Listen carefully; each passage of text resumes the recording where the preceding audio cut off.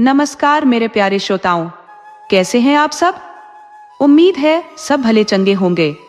आज मैं आपके लिए एक बहुत ही ज्ञानवर्धक कहानी लेकर आई हूं, जो हमें सिखाती है कि किसकी मदद करनी चाहिए और किसकी नहीं। ये कहानी है एक दयालु ब्राह्मण की, जो अपनी दया के कारण ही मुसीबत में फंस जाता है और फिर कैसे जानवर उसकी मदद करते हैं। इस कहानी में आपको इंसानियत, धोखा और जानवरों की वफादारी देखने को मिलेगी। तो चलिए अब कहानी शुरू करते हैं। एक गांव था श्यामपुर, जहां दयाशंकर नाम के एक गरीब ब्राह्मण रहते थे। लेकिन ब्राह्मण के साथ एक बड़ी विडंबना यह थी कि वे जिस जगह रहते थे वह ज्यादातर लोग ईश्वर को न मानने वाले और घमंडी थे। वे पूजा पाठ और ब्राह्मणों के सख्त विरोधी थे। साथ ही वे मांस खाते थे और उनके विचार भी अच्छे नहीं थे। वे ब्राह्मण को बड़ी ही नीची नजर से देखते थे। अब ब्राह्मण कोई जमींदार तो थे नहीं कि उन्हें किसी की मदद की जरूरत ही न हो। ब्राह्मण का काम ही था कि लोगों से जुड़े रहे, उन्हें अपना यजमान बनाए, उन्हें ज्ञान की बातें बताए। मगर कोई भी आदमी जानवर की मानसिकता वाले को नहीं समझा सकता। व्यभिचारी और दुराचारी को कभी रास्ते पर नहीं लाया जा सकता। तो ज्यादातर लोग अज्ञानता के शिकार थे और घोर नास्तिक थे। उस गांव में बहुत कम लोग थे जो आस्तिक थे और भगवान को मानते थे, पूजा पाठ करते थे, ब्राह्मणों से कथा सुनते थे, उनकी शिक्षाप्रद बातें सुनते थे और बदले में ब्राह्मण को दान दिया करते थे या कुछ खाने पीने को दे दिया करते थे। परंतु उनकी संख्या इतनी कम थी कि वे ब्राह्मण के एक साल के भोजन की व्यवस्था नहीं कर सकते थे। वे खुद ही इतने निर्धन थे कि ब्राह्मण को रोज भिक्षा नहीं दे पाते थे। हालांकि ब्राह्मण अभी अकेले थे, नौजवान थे, वह किसी बंधन में नहीं थे, तो दूसरे तीसरे गांव भी जा सकते थे, वहां महीनों रहकर कथा सुना सकते थे। अरे, परेशानी तो उनको तब होनी थी जब वह विवाहित होते, बाल बच्चेदार होते, घर में कोई उनके भाई बहन होते, माता पिता होते। मगर दुर्भाग्य से उनका कोई नहीं था। वह अकेले थे, तो उनको गांव के ही एक मित्र ने सलाह दी कि आप इस गांव को छोड़कर किसी दूसरे गांव में भी यजमानी बनाए। सच तो यह है कि आपको इस गांव में रहना ही नहीं चाहिए। आप खुद विद्वान हो और अक्सर कहते भी रहते हो कि आदमी को उस स्थान पर नहीं रहना चाहिए जहां भोजन पानी का प्रबंध ना हो, जीविका का प्रबंध ना हो, जहां दुष्ट लोग वास करते हो, जहां के लोग दुराचारी हो, जहां नास्तिक रहते हो, जहां के लोग धर्म में विश्वास नहीं करते, जहां दुर्व्यसनी औरतें रहती हो, जहां वेश्याएं रहती हो, जहां चोर बदमाश रहते हो, जहां हिंसा होती हो, लोग मांस और मदिरा का सेवन करते हो, जहां हिंसक जीव रहता हो, जिस घर में सांप रहता हो, ऐसे स्थानों पर किसी धर्मात्मा पुरुष को या किसी भी सभ्य पुरुष को नहीं रहना चाहिए। फिर उस आदमी ने कहा कि ब्राह्मण देवता, हम खुद ही इस गांव में रहना नहीं चाहते, मगर हमारे पास जगह जमीन है, घर है, बाल बच्चे हैं, भरा पूरा परिवार है। तो इन अवस्था में हम घर नहीं छोड़ सकते, गांव नहीं छोड़ सकते। मगर आप बिल्कुल स्वतंत्र हो, एक पक्षी की तरह जहां चाहो उड़ सकते हो, पूरी दुनिया घूम सकते हो और फिर मनचाही जगह का आनंद ले सकते हो। ब्राह्मण दयाशंकर बोले कि मित्र, तुम ठीक कह रहे हो। ये संसार सिर्फ इस गांव तक ही सीमित नहीं है, बहुत बड़ा है। इस संसार में जहां दुष्ट रहते हैं तो दयावान धर्मात्मा भी रहते हैं। धर्मात्मा पुरुषों की कोई कमी नहीं है।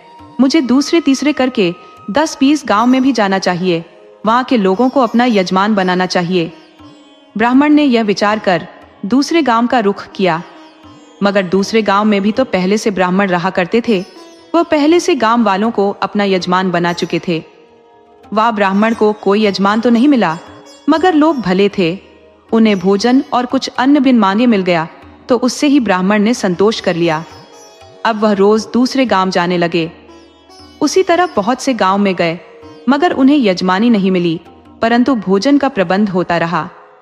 अब ब्राह्मण को भोजन की कोई कमी नहीं हो रही थी, तो दिन आराम से गुजरने लगा। अब जब भोजन की समस्या हल हो गई, तो अपना टूटा फूटा घर को मरम्मत कर ठीक करा लिया। अब उन्हें अकेलापन खलने लगा। तंगी में तो वह किसी तरह भी रह लेते थे, अकेले रहना ही अच्छा लगता था। मगर जब देख लिया कि वह अब गांव से बाहर जाकर भी भोजन पैसे का प्रबंध कर सकते हैं, तो अब उन्हें एक पत्नी की कमी महसूस होने लगी। सोचे कि बिना पत्नी के घर कोई घर है। अब दूसरे गांवों में रोज तो बना बनाया भोजन मिलता नहीं, तो घर आकर भोजन बनाना पड़ता है। पहले तो दिन भर घूमने से थकान हो जाती है, शरीर थककर चूर हो जाता है। ऊपर से घर पहुंचते ही भोजन बनाने की चिंता। भोजन बनाओ और खाओ। यदि जरा भी आलस दिखाया तो फिर भूखे सो जाना पड़ता है। कई बार ऐसा हुआ भी है कि जरा सी तबीयत क्या खराब हुई, भूखे सोना पड़ जाता है। कोई पूछने नहीं आता कि भोजन किए हो या नहीं किए हो, स्वास्थ्य तो ठीक है ना। अगर घर में पत्नी होगी तो आते ही हाथ से थैला लेकर घर में रखेगी, पीने को पानी देगी, ठंडे जल से पैर धोएगी, पंखा जलेगी और फिर ताजा भोजन बनाकर खिलाएगी। इतना ही नहीं, हाथ पैर सिर की मालिश कर थकान दूर कर देगी। ये सोचकर ब्राह्मण रोमांचित हो जाते, मगर समस्या थी कि ब्याह करें कहाँ। ब्याह के लिए कोई स्त्री चाहिए और उसके माता पिता उनके ब्याह के लिए इन्हें चुने, बात चले, फिर ब्याह हो। ब्राह्मण के पास कोई भी ब्याह के लिए आने वाला नहीं था। बदनाम गांव में कौन बेटी का ब्याह कर सकता था। कोई भी सभ्य आदमी उस गांव में बेटी नहीं ब्याहता जिस गांव में चोर बदमाश रहते हो, वेश्यालय हो, जहां के लोग व्यभिचारी हों। अगर संयोग से आधा गांव सभ्य भी हुआ तो वह भी उन बदनाम लोगों में आ जाता है। बदनाम गांव के आधे नौजवान कुंवारे मर जाते हैं। ब्राह्मण आखिरी में इस निष्कर्ष पर पहुंचते कि मेरे सोचने से कुछ नहीं होने वाला, अब होगा वही जो विधाता ने लिख रखा होगा। वैसे भी शादी ब्याह किस्मत का खेल है। अगर भाग्य में स्त्री का सुख न हो तो विवाहित होकर भी लोग कुंवारे रह जाते हैं। स्त्री प्यार ही नहीं करती, हमेशा लड़ती झगड़ती है। वह एक घर में एक पलंग पर रहते हुए अजनबी की तरह रह लेती है या फिर किसी के साथ उड़न छू हो जाती है। और यदि किसी का भाग्य प्रबल हो तो स्त्री घर बैठे मिल जाती है और जीवन भर सुख पहुंचाती रहती है। ब्राह्मण इस बात को अपनी किस्मत पर छोड़कर अपनी दिनचर्या में लग गए। इसी तरह एक दिन दूर गांव से लौट रहे थे। उनको आज अचानक से एक सेठ ने बहुत सा धन दे दिया था। सेठ के घर बहुत दिनों बाद एक पुत्र की प्राप्ति हुई थी, तो खुशी में वह जी खोलकर धन बांट रहा था, भोजन बांट रहा था, वस्त्र और आभूषण बांट रहा था। तो ब्राह्मण को भोजन, वस्त्र और बहुत सारा अन्न के साथ 5 सोने के सिक्के और स्त्री के लिए सोने का कंगन मिल गया। अब ब्राह्मण ने मना नहीं किया कि मेरी तो कोई पत्नी नहीं है, इस कंगन का क्या करूंगा। ब्राह्मण ने कंगन को जेब में रख लिया और चल पड़े घर। वो घर से 5 कोस की दूरी पर चले गए थे। रास्ते में एक छोटा सा जंगल था, तो वह अब उस जंगल से होकर गुजर रहे थे कि देखा कि उनके ठीक आगे आगे एक स्त्री चली जा रही है। वह लगातार रोए जा रही है। उसके आगे या पीछे कोई आदमी या स्त्री नहीं है।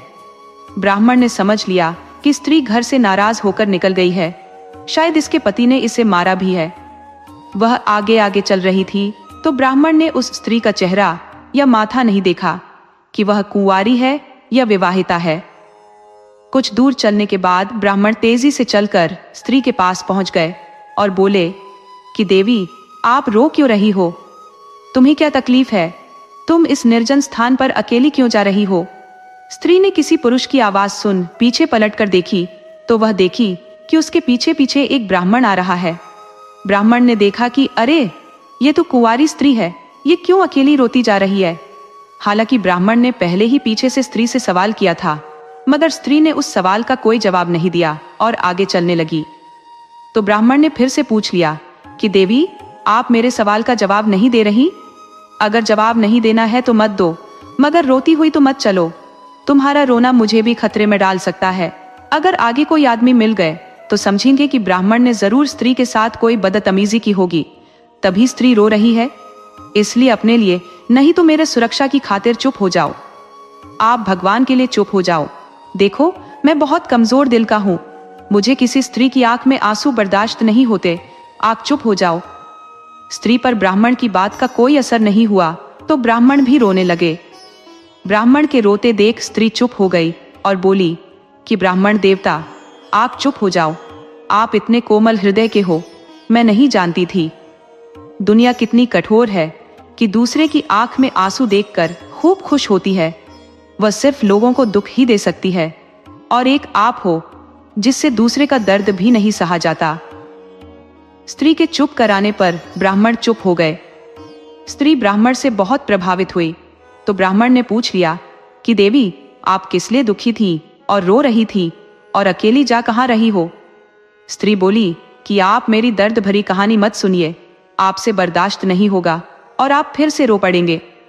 ब्राह्मण बोले कि देवी, रो लेने से दर्द कम हो जाता है, अब अपना दर्द मुझसे बांटो, आपका दर्द हल्का हो जाएगा और शायद मैं आपकी कोई सहायता कर सकूं, आपके कोई काम आ सकूं। स्त्री बोली कि मैं माहौली गांव की हूं, मेरे माता पिता बचपन में अनाथ छोड़ गए थे, मैं अपने चाचा चाची के साथ रहती थी। चाची मेरी देवी थी, वह अपनी बेटी की तरह मुझसे प्यार करती थी। तो चाचा के 2 बेटे थे जो मुझे अपनी बहन समझते थे, वह मुझसे बड़े थे, उनकी कोई अपनी सगी बहन नहीं थी, तो मैं ही उनके लिए सगी बहन थी। भाई बड़े हुए तो रोजी रोजगार की जरूरत पड़ी तो दोनों नगर के लिए निकल गए। वह कहते गए, हम लोग बहुत धन कमाएंगे और फिर लौटकर अपनी गुड़िया रानी का ब्याह बड़ी धूमधाम से बड़े घर में करेंगे। मैं भी खुश थी, मुझे माँ बाप की कभी कमी महसूस नहीं हुई। मगर समय एक सा नहीं रहता, भाई नगर में गए तो वहीं अपना ब्याह कर लिए और बस गए। उनकी पत्नियां उन्हें गांव आने ही नहीं दी। चाचा अकेले घर का खर्च चलाते थे कि एक दिन चाची बीमार पड़ी और गुजर गई। चाचा बहुत दुखी हुए, मैंने उन्हें संभालने की बहुत कोशिश की मगर वह संभल नहीं सके।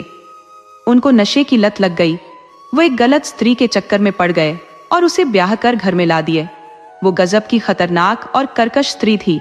वो आते ही मुझ पर हुकूमत चलाना शुरू किया, बेवजह मारना पीटना शुरू किया, ऊपर से आधा खाना देने लगी। पूरा खाना मांगने पर मारती पीटती, फिर कहती कि जवान कुंवारी लड़की को आधा पेट ही खाना देना चाहिए, नहीं तो उसका मन चंचल हो जाता है, वो किसी के साथ भाग सकती है, मगर भूखी लड़की कभी इश्क नहीं फरमा सकती। मैंने इस बात की शिकायत चाचा से की, मगर अब वो पहले वाले चाचा नहीं रहे, वह तो स्त्री के गुलाम बन चुके थे। वह बोले कि तुम चाची की ही बात माना करो, वो कोई गलत नहीं कह रही। मैं किसी तरह उसके साथ गुजारा करने लगी, मगर कल रात मेरे लिए चाची की बात असहनीय हो गई। चाची ने रात में किसी अपने चहेते को बुलाया था, वो रात में मेरे घर में ठहरा हुआ था, तो चाची ने उससे मेरे जिस्म का सौदा कर डाला। वह मेरे से आकर बोली कि तुम उस आदमी को खुश कर दो, वह तुम्हें बहुत पैसा देगा।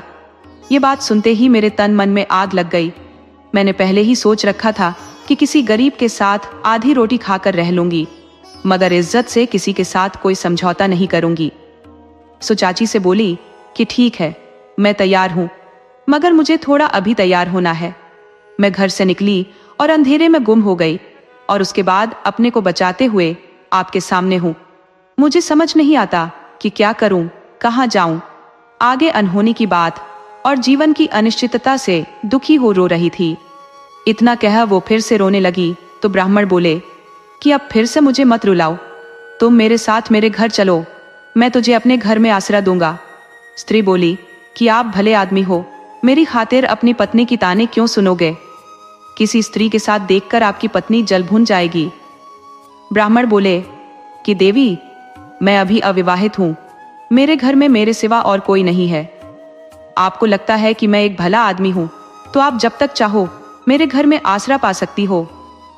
स्त्री बोली, ये तो फिर अनिश्चितता वाली बात हुई।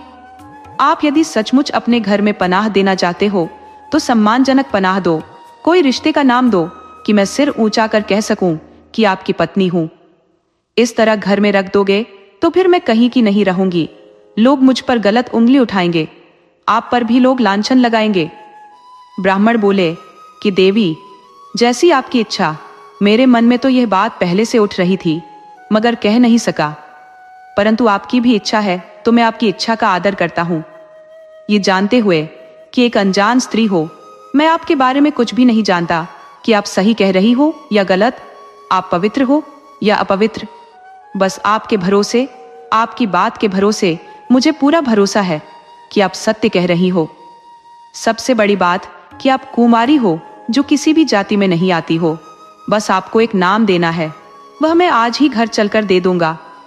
ब्राह्मण उस स्त्री को लेकर घर आ गए तथा उससे ब्याह कर लिया। उसे सेठ से मिले कंगन को अपने हाथों से उसके हाथों में पहनाया। स्त्री खुश थी कि उसे भगवान ने एक सहारा दे दिया, तो ब्राह्मण खुश थे कि इन बदमाशों के गांव में भी उनके नहीं चाहने के बाद भी मेरा ब्याह हो गया।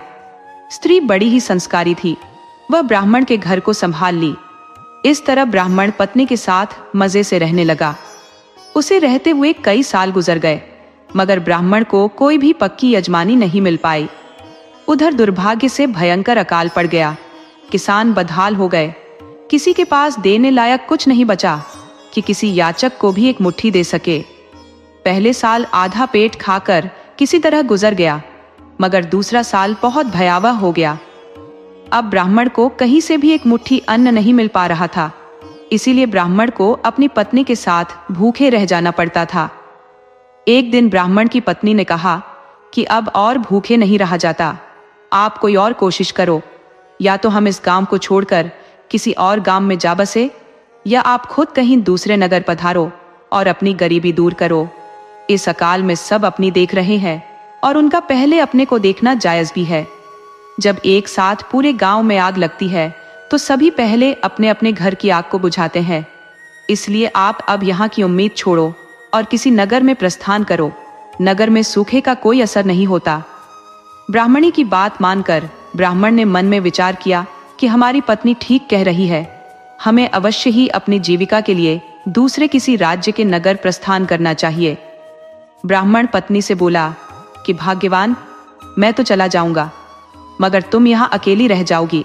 यहाँ देखने वाला तुम्हें कोई नहीं रह जाएगा। घर में एक मुट्ठी अन्न भी नहीं है। इस बुरे अवस्था में मैं तुम्हें छोड़कर कैसे जा सकता हूँ?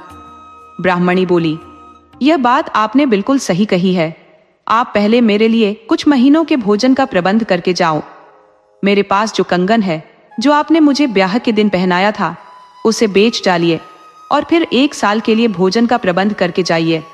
ब्राह्मण बोला, भाग्यवान, मैं उस कंगन को कैसे बेच सकता हूं? उसे तो मैं आपको उपहार में पहली निशानी दिया था। स्त्री बोली, आप इन सब बातों को छोड़िए। इन गहनों से पहले जिंदगी जरूरी है। जरा सोचो कि यदि जिंदगी ही नहीं रही तो इन गहनों का क्या होगा? जब तक हम जिंदा है तभी तक वस्तु की कीमत है, वरना एक ढेले के बराबर इसकी कीमत है। ब्राह्मण ने कंगन को बेच दिया। कंगन कीमती था। उसमें 1 साल के अन्न के अलावा बहुत चांदी के सिक्के भी मिल गए। तो ब्राह्मण पत्नी के लिए सभी व्यवस्था कर ब्राह्मण अपना झोला उठाकर दूसरे दिन ही दूर राज्य के नगर के लिए निकल पड़ा। पुराना जमाना था, चाहे जहां भी किसी को जाना हो, खासकर गरीब आदमी को पैदल ही जाना पड़ता था। सिर्फ अमीर आदमी, सेठ साहूकार या राजा महाराजा ही सवारी गाड़ी का उपयोग करते थे। उस जमाने में कोई मोटर गाड़ी या ट्रेन तो होती नहीं थी। तांगा, बैलगाड़ी, घोड़ा, गधा या फिर पैदल ही लोग यात्रा करते थे। तो ब्राह्मण भी पैदल ही यात्रा को निकल पड़े। ब्राह्मण को सुबह से चलते चलते दोपहर होने को आई, मगर अभी वह एक जंगल भी पार नहीं कर पाया था। जंगल काफी बड़ा था और ब्राह्मण के लिए अनजान था। अब ब्राह्मण को भूख और प्यास दोनों सता रही थी, तो कोई अच्छा स्थान ढूंढ रहा था कि जहां बैठकर भोजन खाया जा सके, जहां पानी मिल सके। हालांकि ब्राह्मण ने झोले में अपने खाने के लिए कुछ भोजन घर से ही बनवा कर ले लिया था और लौटा डोरी अपने पास रखना, यह तो ब्राह्मण के नियम में था। पुराने जमाने में हर यात्री अपने साथ खाने का कुछ जुगाड़ और लौटा डोरी जरूर साथ में रखते थे, तो यदा कदा कुआं भी मिल जाया करता था। तो ब्राह्मण भोजन शुरू करने से पहले कुआं ढूंढ लेना चाहता था। ब्राह्मण इधर उधर पानी का स्रोत ढूंढता हुआ आगे चला जा रहा था, तो चलते चलते जंगल में एक कुआं दिखा। तो ब्राह्मण ने मन में विचार किया कि हम इसी कुएं के पास बैठकर भोजन करेंगे। ब्राह्मण ने पहले कुएं से पानी निकालने के लिए लौटे को डोरी के सहारे कुएं में डाला। तभी कुएं में उसे कोई पकड़ लिया। वजन ज्यादा हुआ तो ब्राह्मण ने कुएं में झांक कर देखा तो वह एक बाघ था। उसके अलावा भी कई जानवर और स्त्री पुरुष गिरे पड़े थे। जब ब्राह्मण ने कुएं में झांका तो बाघ बोल पड़ा, हे ब्राह्मण देवता, आप मुझे इस कुएं से बाहर निकालो। पहले तो ब्राह्मण को घोर आश्चर्य हुआ कि यह बाघ मनुष्य की तरह बोल कैसे लेता है, ये कैसे संभव है। ब्राह्मण बोला कि बाघ, तुम कोई मायावी लगते हो, कोई भी जंगली जीव मनुष्य की तरह नहीं बोल सकता। तब बाघ बोला कि ब्राह्मण देवता, इस जंगल के सभी जीव मनुष्य की तरह ही बोलते हैं। यह एक रहस्यमयी जंगल है, आप इसमें आश्चर्य प्रकट न करें, कृपया मुझे इस कुएं से बाहर निकाले। ब्राह्मण बोला, भाई, आप हिंसक पशु हो, तुम्हारा क्या भरोसा, अगर तुम्हें निकाल दिया तो मुझे मारकर खा जाओगे। तब बाघ बोला, ब्राह्मण देवता, मैं हिंसक पशु जरूर हूं, परंतु मनुष्य की तरह कृतघ्न नहीं कि उपकार करने वाले का कभी बुरा नहीं करता। ये मेरा अपना उसूल है। आप मुझे बिना भय किए इस कुएं से बाहर निकाले, मैं जिंदगी भर आपका ऋणी रहूंगा। ये आपका एहसान मैं जिंदगी भर नहीं भूल पाऊंगा। ब्राह्मण ने सोचा कि जब बाघ मनुष्य की तरह बोल सकता है तो ये वचन का भी पक्का होगा, अवश्य ही मुझे नहीं खाएगा। और फिर मैं एक ब्राह्मण हूं, ब्राह्मण का धर्म है कि हर जीव मात्र का कल्याण करे। किसी का उपकार करते करते जान भी चली जाए तो भी मोक्ष मिलना है। मैं इस बाघ की अनदेखी कर नरकगामी नहीं बन सकता। ब्राह्मण ने बाघ को कुएं से बाहर निकाल दिया। बाघ बाहर आकर ब्राह्मण को बहुत बहुत धन्यवाद दिया और बोला, ब्राह्मण देवता, इस वक्त तो मेरे पास आपको दान दक्षिणा देने के लिए कुछ भी नहीं है, परंतु आपको जब भी धन की जरूरत आ पड़े तो निसंकोच मेरे पास आ जाना। मैं यहाँ से बस थोड़ी दूर एक पहाड़ी की गुफा में निवास करता हूँ। इतना कह बाघ एक तरफ कुएं के पास बैठ गया। तभी कुएं से एक सांप बोला, ब्राह्मण देवता, आप मुझे भी बाहर निकाल दीजिए, मैं भी कुएं में गिरा पड़ा हूं। मैं आपका यह उपकार कभी नहीं भूलूंगा, बल्कि उपकार का बदला जरूरत पड़ी तो अपनी जान देकर भी चुकाऊंगा। ब्राह्मण बोला, नहीं भाई, मैं यह खतरा मोल नहीं ले सकता। क्या भरोसा तुम मुझे काट खाओ? तुम देखने से ही खतरनाक लगते हो, तुम्हारा कांटा तो पानी भी नहीं मान सकता। तब सांप बोला, ब्राह्मण देवता, आपसे मेरी दुश्मनी थोड़ी ही है। हम सांप है, बिना नुकसान पहुंचाए हम किसी का नुकसान नहीं करते, और फिर आप तो मेरे पर उपकार कर रहे हो। कोई भी अपने पर उपकार करने वाले के लिए कोई दुश्मनी रखता है? ब्राह्मण को सांप की बात जंच गई कि सांप ठीक कह रहा है, सचमुच मुझे इससे दुश्मनी थोड़े ही है, और सांप बिना छेड़े किसी को काटते नहीं। ब्राह्मण ने सांप को भी कुएं से बाहर निकाल दिया। सांप बोला, ब्राह्मण देवता, आपने मेरे पर बहुत बड़ा उपकार कर दिया है, अब इसका बदला किस प्रकार चुकाऊं समझ नहीं पा रहा। वैसे मैं कोई साधारण सांप नहीं हूं, मैं दिव्य शक्तियों से पूर्ण हूं, परंतु एक श्राप के कारण कुएं में आ गिरा था। मेरी शक्तियां कमजोर हो गई थी। मेरी शक्तियां वापस लाने में और कुएं से निकालने में सिर्फ मनुष्य ही मेरी मदद कर सकता था। आपके उपकार से मुझे शक्तियां वापस मिल गई है। अब मैं बाहर आ गया हूं और श्राप से मुक्त हो गया हूं। मैं मन की इच्छा से कहीं भी आ जा सकता हूं। अब मैं किसी की कोई मदद कर सकता हूं तो भयंकर नुकसान भी पहुंचा सकता हूं। आपने ठीक ही कहा था कि मेरा कांटा पानी नहीं मानता, मगर मैं किसी को काटता नहीं हूं। अब समझ नहीं पा रहा कि आपके उपकार का बदला किस प्रकार चुकाऊं। आप एक बात याद कर लो कि जिंदगी में आप पर कोई भारी मुसीबत आ पड़े, निकलने का कोई मार्ग न सूझे, तो एक बार मुझे याद कर लेना। उसी वक्त आपके पास पहुंच जाऊंगा, आपके लिए अपनी जान की बाजी लगा दूंगा। इतना कह सांप भी एक तरफ जाकर बैठ गया। तभी कुएं से बंदर बोल पड़ा, ब्राह्मण देवता, मुझे भी आप कुएं से बाहर निकाल दो। मैं एक बंदर हूं, मेरे से आपको कोई हानि नहीं होने वाली। मैं आपका मित्र बन जाना चाहता हूं। ब्राह्मण बोला, नहीं नहीं, मैं तुम्हें नहीं निकालूंगा। मुझे किसी बंदर से मित्रता की जरूरत नहीं है। तुम चंचल जीव हो, कहीं मेरा झोला लेकर भाग गए तो तुम्हें कहां ढूंढता फिरूंगा। बंदर बोला, ब्राह्मण देवता, भला कोई मुसीबत में मस्खरी करता है? मैं आपसे कोई मजाक नहीं करूंगा, आपको हैरान परेशान नहीं करूंगा, मैं आपको कोई नुकसान नहीं करूंगा। आप मुझे बाहर निकाल दो। ब्राह्मण ने कुछ विचार किया और फिर ब्राह्मण ने बंदर को भी कुएं से बाहर निकाल दिया। बंदर बाहर आकर बोला, ब्राह्मण देवता, इस वक्त मेरे पास आपको देने के लिए कुछ नहीं है। आप कभी मेरे बाग में आना। पहाड़ी के उस पार तराई में मैंने अपने हाथों से एक फलों का बाग लगा रखा है, जिसमें पेड़ सालों भर फल से लदे रहते हैं। आपको जितनी जरूरत हो मेरे यहाँ से फल ले लेना। आप चाहो तो 2-4 टोकरी फल रोज मेरे यहाँ से ले सकते हो। मैं खुद तोड़कर आपको दे दिया करूंगा। मैं चाहूंगा कि आप मेरे साथ मेरे बाग में अभी चले और 1-2 सप्ताह तक मेरे मेहमान बनकर मेरे साथ रहे। ब्राह्मण बोले, अच्छा, अभी जाओ, मुझे जरूरत होगी तो तेरी मेहमानी भी कर लूंगा। बंदर अभी वहां से गया नहीं, बल्कि एक तरफ बैठ गया। तभी कुएं से एक आदमी बोला, भाई ब्राह्मण, तूने तो उन जानवरों को हमसे पहले ही कुएं से बाहर निकाल दिया, परंतु तुमने एक बार भी ख्याल नहीं किया कि मैं एक मनुष्य हूं। मनुष्य को तो मनुष्य के सबसे पहले काम आना चाहिए। वे जानवर तो कभी कभार ही आपकी मदद करेंगे, परंतु मैं तो आपकी मदद पग पग पर करूंगा। ब्राह्मण बोला, अच्छा भाई, तुम्हें निकाल देता हूँ। सचमुच मुझे सबसे पहले तुम्हें ही निकालना चाहिए था, परंतु कोई बात नहीं, अभी निकाल देता हूँ। तब बाहर बैठा बंदर बोल पड़ा, नहीं ब्राह्मण देवता, इस साले को मत निकालना, इसको बोलने भी नहीं आता, साला एक नंबर का कृतघ्न है। बाघ और सांप भी बोल पड़े, ब्राह्मण देवता, तुम इस आदमी को कभी कुएं से बाहर मत निकालना, ये कामी, क्रोधी और लालची भी है, ये परस्त्रीगामी है, इसकी प्रेमिका इसके साथ कुएं में गिरी पड़ी है, इसे उसकी जान की फिक्र नहीं, अब अपनी जान की फिक्र है। इस ससुरे में दुनिया के सभी अवगुण भरे पड़े हैं, वह दुष्ट आत्मा है, इसकी मदद कर दी तो बुरे फंस जाओगे और जिंदगी भर पछताओगे। इतना कह तीनों जीव वहां से चले गए। वह जाते जाते भी ब्राह्मण को चेतावनी दे गए कि उस दुष्ट स्त्री को भी मत बचाना, वह एक वेश्या है, ये कोठे पर तो नहीं रहती, मगर इसके बहुत पुरुषों से संपर्क है, ये कोठे वाली से भी काफी खतरनाक है। अच्छा रहेगा कि आप हमारे साथ ही इस कुएं से चले जाओ। जानवर तो चले गए, मगर ब्राह्मण वहीं ठहर गया।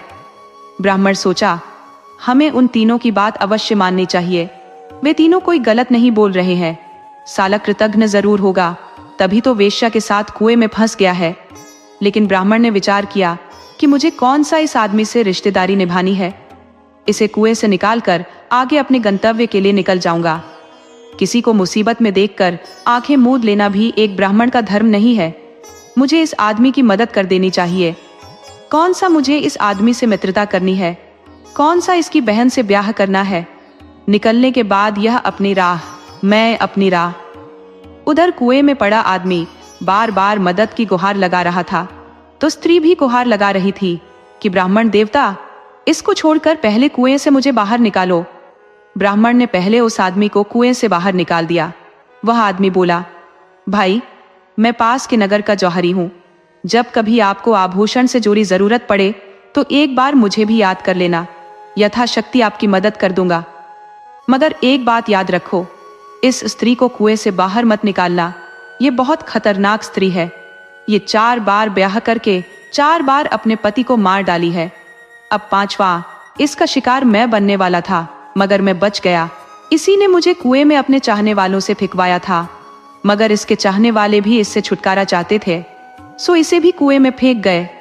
अब आप इसे कुएं में मर जाने दो। इतना कह वो आदमी चला गया। तो वह स्त्री बोली कि ब्राह्मण देवता, मैं एक स्त्री हूं, इस नाते मुझ पर 1000 कलंक लगाए जा सकते हैं, मैं कोई बुरी स्त्री नहीं हूं। यह सच है कि मैंने कई गुनाह किए हैं, मगर मेरी भी कोई मजबूरी थी। आप उस आदमी की बात पर ध्यान मत दो, मुझे कुएं से बाहर निकालो। ब्राह्मण ने उस स्त्री को भी कुएं से बाहर निकाल दिया। स्त्री बोली कि मैं अब आपकी क्या सेवा कर सकती हूँ, मैं आपके उपकार का बदला किस प्रकार चुकाऊं? ब्राह्मण बोला कि तुम यहाँ से अपने गंतव्य को प्रस्थान करो, यही मेरे लिए बड़ी बात होगी, मुझे तुझसे कुछ नहीं चाहिए। स्त्री बोली, आप मेरी कहानी भी सुनना नहीं चाहोगे? ब्राह्मण बोले कि मुझे तेरे बारे में कुछ नहीं जानना, तुम यहाँ से जाओ। स्त्री वहां से चली गई। ब्राह्मण भी दूसरे नगर के लिए प्रस्थान कर गया, परंतु उस नगर में तो पहले से अकाल पड़ा हुआ था, लोग बेहाल थे, खुद को खाने के लाले पड़े थे, तो कोई ब्राह्मण को कैसे देता? वहां की हालत अपने राज्य से भी बुरी हो चली थी, लोग भोजन के लिए अपनी औलाद बेच रहे थे। ये देख ब्राह्मण का हृदय द्रवित हो गया। ब्राह्मण सोचा कि यह अकाल बस एक राज्य में नहीं है, ये सभी राज्यों में है, मुझे अब अपने घर लौट चलना चाहिए। ब्राह्मण निराश हो अपने घर को लौट पड़ा। वो चलते चलते फिर से उस कुएं के पास आ गया, जहां से 3 जानवरों और एक आदमी और एक स्त्री को कुएं से निकाल कर गया था। उसे याद आया कि स्त्री को छोड़कर सभी ने मेरी मदद की बात कही थी, तो मुझे उनमें से किसी को आजमाना चाहिए, शायद जानवर मेरी कोई मदद कर सके। वह सबसे पहले बंदर के बाग में गया। बंदर देखते ही बहुत खुश हुआ, वो ब्राह्मण को देख खूब उछल कूद मचाया। वो बोला कि ब्राह्मण देवता, आज मैं बहुत खुश हूं, आप मेरे बाग के फल का आनंद लीजिए। उसने ब्राह्मण को बहुत मीठे फल खिलाए और बोला, ब्राह्मण देवता, जितना फल ले जाना चाहो ले जा सकते हो, अगर आपके पास कोई गाड़ी है तो उसमें भरकर भी ले जा सकते हो, तुम इसे महीनों तक खा सकते हो। तब ब्राह्मण बोला, मित्र, इन फलों का संग्रह नहीं किया जा सकता, इसे ताज़ा ही खाया जा सकता है। पके फल 1-2 रोज में ही खराब हो जाते हैं। मैं इसे अपने साथ घर नहीं ले जा सकता, रास्ते में ही खराब हो जाएंगे। आप मुझे बाघ का पता बता दो, शायद बाघ मेरी कोई बड़ी मदद कर सके। बंदर ने बताया कि बाघ बस यहाँ से थोड़ी दूर सामने वाली गुफा में रहता है, इस वक्त गुफा में ही आराम कर रहा होगा। ब्राह्मण बाघ के पास पहुंच गया। बाघ अपने पास ब्राह्मण को आया देख बहुत खुश हुआ और उनसे बोला, आपने मेरे पास आकर बहुत अच्छा किया, मैं आपको याद ही कर रहा था। मेरे पास कब से एक हार पड़ा है, मैं विचार कर रहा था कि आप यहाँ आ जाते और मैं इस हार को आपको दे देता कि आप मेरे पास आ गए हो तो आप इसे अपने पास रख लीजिए और उसे बेचकर अपनी गरीबी दूर कीजिए। ब्राह्मण भी महंगा हार पाकर खुश हुआ, सोचा कि यह 4-5 हजार सोने की मुद्रा में तो बिक ही जाएगा, इतने धन में तो हमारी और पत्नी की जिंदगी गुजर जाएगी। ब्राह्मण बाघ से आज्ञा लेकर वहां से चल पड़ा। वह सोचने लगा, यह हार लेकर घर गया तो मेरी भोजन की समस्या हल नहीं हो पाएगी और ब्राह्मणी यह हार बेचने नहीं देगी। मैंने उसका कंगन पहले ही बेच दिया है तो वह हरगिज हार को हाथ नहीं लगाने देगी, फिर तो आने वाले सालों में भोजन की समस्या ज्यों की त्यों बनी रहेगी। तो पहले हम इस हार को बेच ही देते हैं और पैसा लेकर घर लौटूंगा। ब्राह्मण को वह जौहरी याद आया जिसने कहा था कि जब कभी आभूषण से जुड़ी जरूरत पड़े तो मुझे याद कर लेना। वह ढूंढते ढूंढते उस जौहरी के घर पहुंच गए। जौहरी अपनी जवान बेटी के साथ अपने घर में रहता था। पत्नी की पहले ही मृत्यु हो चुकी थी। जौहरी और उसकी बेटी ने ब्राह्मण का खूब स्वागत किया और आने का कारण पूछा। तब ब्राह्मण ने अपने झोले से वह हार निकालकर जौहरी को दिखाया। जौहरी उस हार को देखता ही रह गया। वह हार राजा के बेटे का था, जिसे जौहरी ने 6 महीने पहले बनाया था और राजा को दिया था। वह हार 1 लाख स्वर्ण मुद्रा में बना था। वह हार राजकुमार की खास पसंद पर बनाया गया था। राजकुमार उसे काफी पसंद करता था। वो जहां भी जाता उस हार को पहनकर जाता था। इसी हार को पहनकर राजकुमार जंगल में शिकार करने गया था, परंतु न जाने कहां गुम हो गया कि आज तक नहीं लौटा है। राजा ने घोषणा कर रखी है कि जो कोई राजकुमार को ढूंढ लाएगा या उसकी जानकारी बताएगा उसे अपना आधा राज्य दे दूंगा। जौहरी की आंखें चमक उठी, वो हार को पहचान गया था। जौहरी ने सोचा कि अच्छा मौका है, शिकारी खुद ब खुद अपने ही जाल में फंस गया है। अवश्य ही ब्राह्मण ने हार के लालच में राजकुमार का वध कर दिया है और अब बहुत समय गुजरने पर चुपके से हार बेचने चला है। शायद कुएं में मिलना और मुझे कुएं से निकालना ब्राह्मण का बहाना मात्र था। उसने बहुत पहले ही राजकुमार का वध कर दिया था। अब यह हार मेरी किस्मत पलट सकता है। मैं तो इस राज्य के आधे हिस्से का राजा बन जाऊंगा। वह ब्राह्मण से बोला, ब्राह्मण आप यहाँ विश्राम करो, मैं यह हार एक बड़े जौहरी के पास बेचकर आता हूँ। वो घर में जाकर अपनी बेटी को समझाया कि इस ब्राह्मण को जाने मत देना, मैं अभी आता हूँ। मेरे हाथ बहुत बड़ा शिकार लग गया है, तुम किसी भी तरह इसे घर में ही रोक कर रखना। जौहरी की बेटी पिता से भी बहुत चतुर थी। वह बहुत चतुराई से ब्राह्मण को अपने घर के एक कमरे में बंद कर दिया। ब्राह्मण समझ ही नहीं पाया कि यह क्या हो रहा है। उधर जौहरी हार लेकर राज दरबार पहुंच गया और वह हार राजा को दिखाते हुए बोला कि महाराज, यह हार राजकुमार का है। एक ब्राह्मण ने राजकुमार की हत्या कर यह हार उनसे ले लिया था। अब समय गुजर जाने पर मेरे पास बेचने आया है। मैंने उसे अपने घर में ही बंद करके रखा है। आप उसे गिरफ्तार करें और वादे के मुताबिक आधा राज्य मुझे दे दे। राजा बोला, अवश्य ही तुम्हें 1 हफ्ते में आधा राज्य दे दिया जाएगा, लेकिन इससे पहले हम सच्चाई पता करेंगे कि सच्चाई क्या है। तुमने राजकुमार के हत्यारे को खोजकर बहुत बड़ा काम किया है। पहले मैं उस हत्यारे को देखना चाहता हूँ। राजा ने तुरंत सैनिकों को आदेश दिया कि इस जौहरी के साथ जाओ और राजकुमार के खूनी को पकड़ लाओ।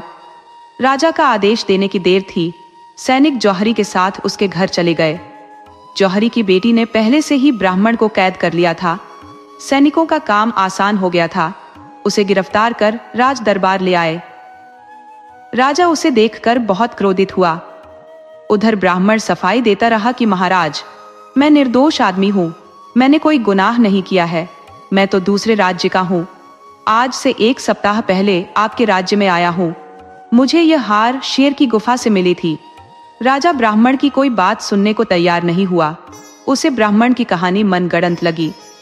राजा ने ब्राह्मण को 1 सप्ताह के लिए कैद में डलवा दिया और बोला कि अगले सप्ताह सरेआम ब्राह्मण को फांसी पर चढ़ा दिया जाएगा। ब्राह्मण कैद खाने में चला गया। ब्राह्मण को ख्याल आया कि उन 3 जानवरों और उस वेश्या ने भी उस आदमी को कुएं से निकालने से मना किया था, परंतु मेरी मति मारी गई थी। मैं उनकी बात नहीं मानकर खुद अपने गले में फांसी का फंदा डाल लिया हूं। अब तो वह आदमी मुझे फांसी के फंदे तक पहुंचा दिया है। ये राजा भी मेरी बात मानने को तैयार नहीं, मुझे बोलने ही नहीं दे रहा। यहाँ का राजा भी कृतघ्न है। ये अंधेर नगरी है, यहाँ कोई नियम कानून नाम की चीज नहीं है। अब मैं क्या करूं? यहाँ मेरी कौन मदद कर सकता है? ब्राह्मण को अपने मित्र सांप की याद आई। सोचा कि सांप ने कहा था कि मैं कोई साधारण सांप नहीं हूं, मुझ में शक्तियों का भंडार है। शायद सांप अपनी शक्तियों से कोई चमत्कार कर दे। यह सोचकर ब्राह्मण ने जब सांप को याद किया तो वो तुरंत हाजिर हो गया और ब्राह्मण से बोला, अरे मित्र, तुम यहाँ कैसे फंसे? तब ब्राह्मण बोला कि मित्र, आप सबकी बात नहीं मानकर मैंने मुसीबत मोल ले ली थी। अब वह आदमी मेरे जान का दुश्मन बनकर यहाँ तक पहुंचा दिया है। सांप ने सारी बात ध्यान से सुनी। सांप बोला, आप घबराओ नहीं, मेरे पास एक उपाय है। इस संसार में ऐसी कोई समस्या नहीं जिसका समाधान न हो। हर समस्या का समाधान है। मित्र, तुम मुझ पर भरोसा रखो और मेरे बताए अनुसार काम करते जाओ। मेरी बात बहुत ध्यान से सुनो। मैं आज रात रानी को काट लूंगा। वह मर जाएगी, परंतु तुम अगर उसका माथा चूम लोगे तो वह जिंदा हो जाएगी और रानी को जिंदा करने की खुशी में राजा तुम्हें कैद से मुक्त कर सकता है। ब्राह्मण बोला, मित्र, मुझे राजा से बचाने का कोई मौका तो नहीं है, मगर आपके नुस्खे आजमाने में कोई बुराई नहीं है। आप वही करो जिससे मेरा भला हो। रात होते ही सांप ने रानी को काट लिया। रानी मर गई। रानी की दासी ने राजा को खबर की कि रानी को सांप ने काट खाया है, आप जल्दी चलिए। यह खबर सुन राजा बहुत विचलित हुआ और भागकर रानी के कमरे में गया, मगर रानी अचेत हो चुकी थी। राजा ने बहुत वैद्य और झाड़ फूंक करने वाले को बुलाया, परंतु सबने कहा कि रानी मर चुकी है, अब कुछ नहीं हो सकता। रानी को ऐसे सांप ने काटा है कि इसकी दवा किसी के पास नहीं है। अभी कोई दवा बनी ही नहीं है। बड़े बड़े ऋषि भी रानी को नहीं बचा सकते। अब रानी मर चुकी है, आप रानी का अंतिम संस्कार कर दीजिए। राजा घोर शोक में डूब गया। उसे सूझ ही नहीं रहा था कि क्या करे। कुछ दिन पहले जवान बेटा चला गया, अब खुद रानी चली गई। उधर ब्राह्मण जेल में बंद था। वह एक पहरेदार से कहा कि भाई, राजा से बोलो कि मैं रानी को जिंदा कर सकता हूँ। मेरे पास सांप का जहर उतारने का अचूक मंत्र है। मैं महीनों पहले मरे हुए आदमी को जिंदा कर सकता हूँ, बस उसका मृत शरीर सुरक्षित होना चाहिए। पहरेदार बोला, बड़े बड़े वैद्य आए और अपना समूह लेकर घर लौट गए, और तुम एक हत्यारा कैदी कहते हो कि मरी रानी को जिंदा कर दूंगा। ब्राह्मण बोला, अवश्य, मैंने जो कहा है करके दिखा दूंगा। मैं इसके लिए कोई राजा से रिहाई की मांग नहीं कर रहा, बल्कि एक कला है जिसके सहारे राजा की दुनिया उजड़ने से बचा सकता हूँ। तब वह पहरेदार राजा के पास गया और बोला कि महाराज, राजकुमार का हत्यारा कैदी कह रहा है कि रानी को जिंदा कर दूंगा। राजा बोला, ठीक है, उसे ले आओ। ब्राह्मण आया और रानी का माथा चूम लिया। रानी 5 मिनट में उठकर बैठ गई, जैसे वह सोकर जगी हूं। वह बोली कि महाराज, यह सब क्या हो रहा है और मैं यहाँ कैसे आई? राजा ने रानी से बताया कि रानी, तुम मर चुकी थी, मगर इस हत्यारे ने तुम्हें जिंदा कर दिया है। राजा की खुशी का ठिकाना न रहा। तभी रानी बोल पड़ी, महाराज, आप जरा गौर कीजिए कि ब्राह्मण हत्यारा होता, आपका दुश्मन होता, तो मुझे जिंदा क्यों करता? मेरा मन कह रहा है कि ब्राह्मण राजकुमार का हत्यारा नहीं है, इसके साथ कोई साजिश हुई है। राजा बोला, ब्राह्मण, तुम सच सच बताओ कि तुमने राजकुमार की हत्या की है या नहीं की है। तब ब्राह्मण ने अपनी पिछली कहानी दोहरा दी। राजा को समझ आ गया कि ब्राह्मण हत्यारा नहीं है, राजकुमार को बाघ ने मार दिया है और जौहरी आधे राज्य के लालच में ब्राह्मण को फांसी चढ़वाने पर तुला है। राजा बोला, हम तुम्हें अपना आधा राज्य देते हैं और उस लालची जौहरी को उम्र कैद की सजा सुनाते हैं। राजा ने कहा कि ब्राह्मण देवता, मनुष्य को कभी भी 3 लोगों की मदद नहीं करनी चाहिए। पहला लालची और धूर्त मनुष्य की, दूसरा किसी व्यभिचारिणी स्त्री की, तीसरा चोर और डाकुओं की। इन तीनों की मदद करने वाला कभी न कभी बुरा अवश्य फंसता है। दुर्भाग्य से आप दो की मदद आंख बंद कर दिए हो। इसी का दंड आपको मिला था, मगर आप अब मेरे राज्य के आधे के हिस्सेदार हो। ब्राह्मण बोला कि महाराज, मुझे राज्य से क्या लेना देना? आप चाहो तो मेरे को अपने दरबार में कोई छोटा स्थान दे सकते हो। राजा ने ब्राह्मण को राजगुरु नियुक्त कर दिया और ब्राह्मणी को इज्जत के साथ पालकी से दरबार में बुलवा लिया। इस तरह ब्राह्मण ब्राह्मणी आराम से राज्य दरबार में रहने लगे। कहानी से सीख: किसी की मदद करने से पहले 100 बार सोचना चाहिए, खासकर जब सामने वाला भरोसे के लायक न हो। सच्ची दोस्ती और नेकी का फल हमेशा मिलता है, भले ही थोड़ी देर से मिले। जानवर भी इंसान से ज्यादा वफादार और एहसानमंद हो सकते हैं।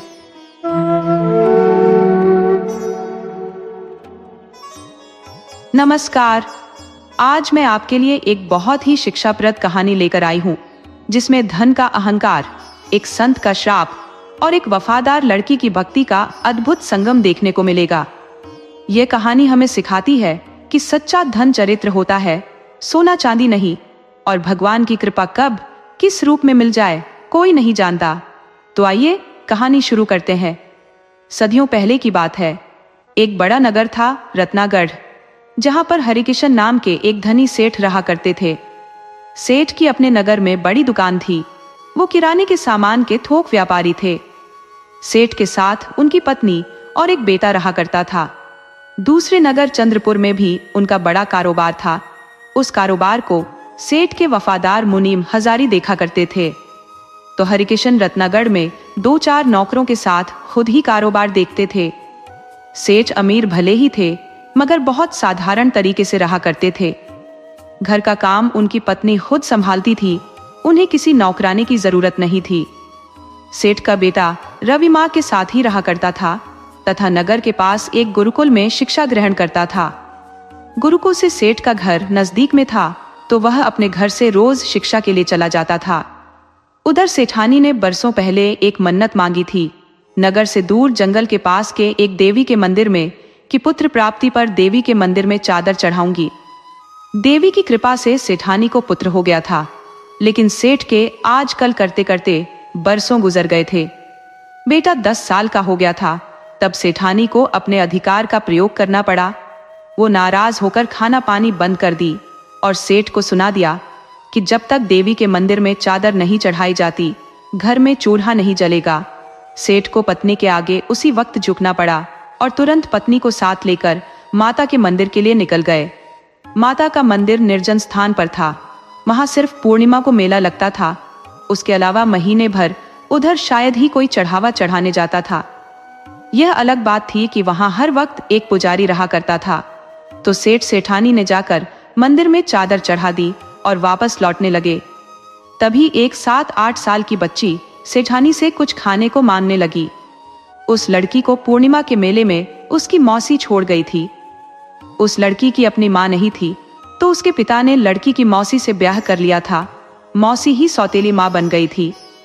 5 साल में ही उसके 5 बच्चे हो गए थे, तो यह लड़की उसकी आंख में खटकने लगी थी। तो पूर्णिमा के दिन फुसलाकर मिठाई खिलाने के बहाने मेले में ले आई और छोड़कर भाग गई। मेला खत्म होने पर वह अपने आप को अकेली पाकर रोने लगी। पुजारी ने उसे मंदिर पर रख लिया, लेकिन मंदिर पर भोजन की समस्या थी। मंदिर एक नगर की एक संस्था का था, तो जो भी चढ़ावा चढ़ता संस्था वाले लेकर चले आते। पुजारी पगार पर रहते थे, मंदिर पर कोई भोजन नहीं बनाता था। पुजारी एक वक्त ही भोजन पाते थे। सुबह के वक्त उनके खुद के घर से भोजन लेकर उनका एक बेटा जाता था। पुजारी एक वक्त ही अपने भोजन में से उस लड़की को खिला रहे थे, तो वह एक वक्त भूखी रह जाती थी। वह मंदिर के पास बैठी थी। सेठानी को देखी तो उनसे भोजन मांगने लगी। सेठानी ने प्रसाद चढ़ाया था तो उसे खाने को दे दिया और पुजारी से पूछा कि पुजारी जी, यह आपकी बेटी है? तब पुजारी बोला कि नहीं, ये मेरी बेटी नहीं है। इसे किसी ने अपना बोझ समझकर मेले में छोड़ दिया था। आप कृपा कर इसे साथ ले जाओ तो अच्छा रहेगा। आप लोग बड़े हो, आपके घर में बच्ची रह जाएगी। आप इसे नौकरानी बनाकर भी घर में शरण दे सकते हो। सेठानी ने सेठ की तरफ देखा तो सेठ ने हामी भर दी कि इसे साथ ले चलो, घर में तुम्हारी हाथ बटा दिया करेगी। सेठानी उसे अपने साथ लेती आई। सेठानी के घर में कोई बड़ा काम तो था नहीं, उसको लेकर 4 आदमियों का भोजन बनाना था और खाना खिलाना था। घर की सुबह सफाई और बर्तन साफ कर देना था। वो लड़की खेल खेल में सारा काम कर दे रही थी। वो बहुत ही शांत स्वभाव की थी। उसने सेठानी को बताया कि उसका नाम मुटोरी है, तो सेठानी बोली कि नहीं, यह नाम अब मर चुका है, अब तेरा नाम लक्ष्मी है। तुम एक बहुत भली लड़की हो, इसलिए तुम पर यही नाम जंचता है। अब लक्ष्मी सेठ के घर में रहने लगी। उसे नहीं लग रहा था कि वह दूसरे के घर में नौकरानी है। वह सेठ के घर में एक बेटी की तरह रहने लगी थी। सेठ सेठानी उसे अब कोई काम भी नहीं बताते थे, वह खुद से ही सभी काम करती। समय गुजरा और वह अब 15 साल की हो चुकी थी। सेठानी को वह कोई काम छूने नहीं देती थी, तो सेठानी भी उसके लिए अच्छे कपड़े, रहने को अच्छा कमरा और खाना तो उसके लिए था ही कि जब चाहे जितनी बार चाहे खा सकती है, अपनी इच्छा के अनुसार भोजन बना सकती है। लक्ष्मी सेठ के घर को अपना घर समझ बैठी थी। उसके कुछ फैसले सेठ भी मान लेते थे। समय के साथ सेठ का बेटा रवि बड़ा हो चला था। उसकी उम्र देखते देखते 16 साल की हो चुकी थी। तो सेठानी ने सेठ को सुझाव दिया कि अब आप बेटे को भी कारोबार में लगाओ।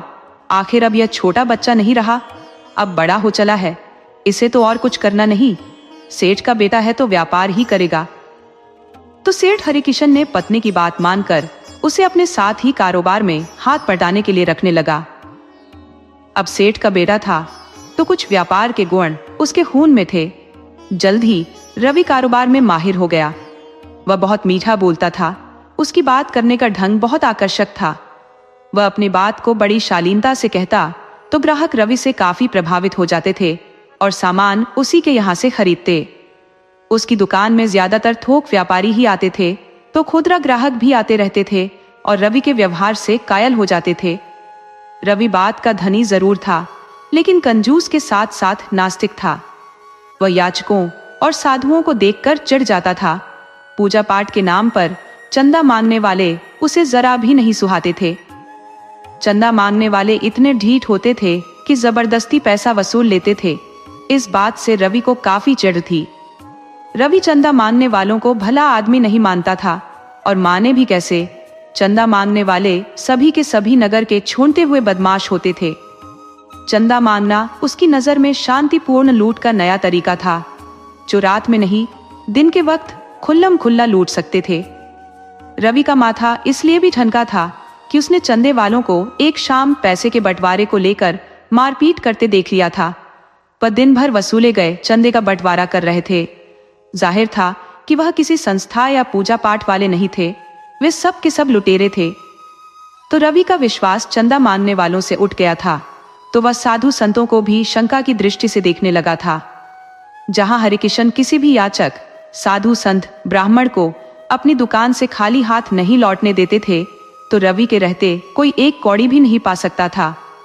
वह झिड़की लगाकर भगाता, ब्राह्मणों को बहुत खरी खोटी सुनाता, तो याचकों को डंडे लेकर दौड़ा लेता। याचक भी दूर से देख लेते कि हरिकिशन दुकान में है या नहीं। अगर नहीं दिखते तो याचक दूर से ही लौट जाते।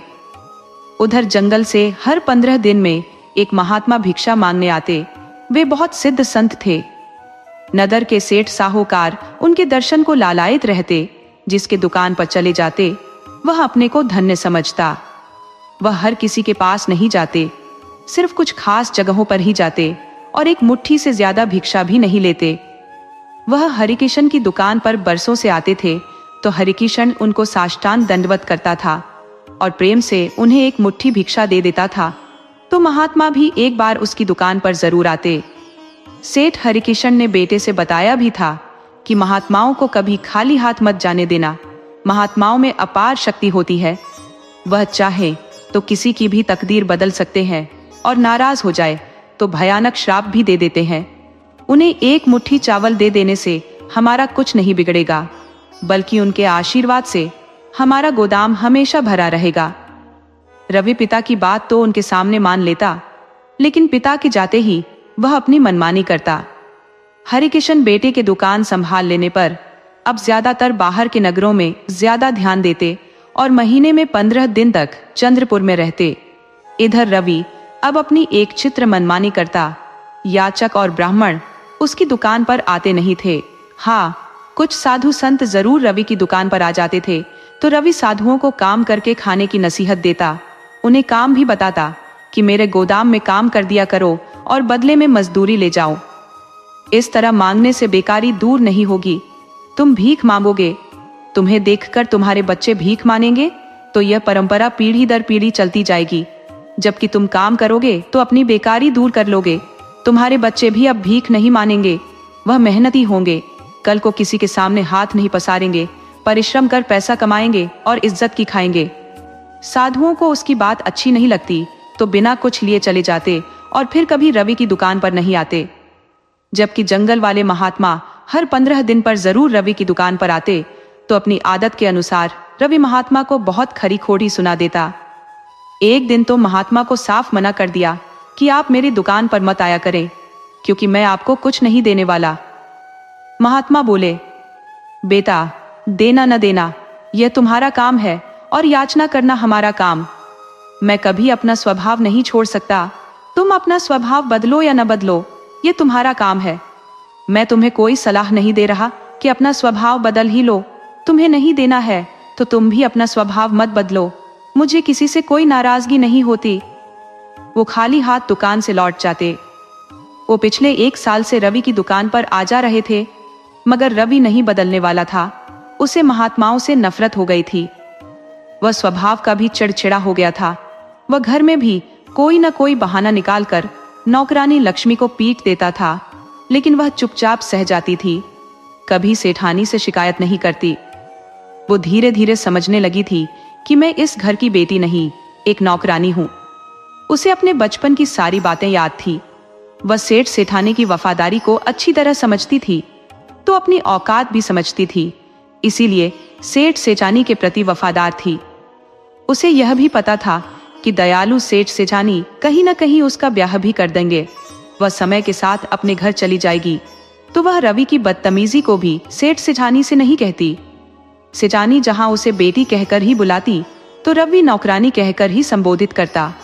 रवि अपनी दुकान पर काम में व्यस्त था कि एक दिन स्वभाव के मुताबिक महात्मा रवि की दुकान पर पधारे और एक मुट्ठी चावल की याचना की।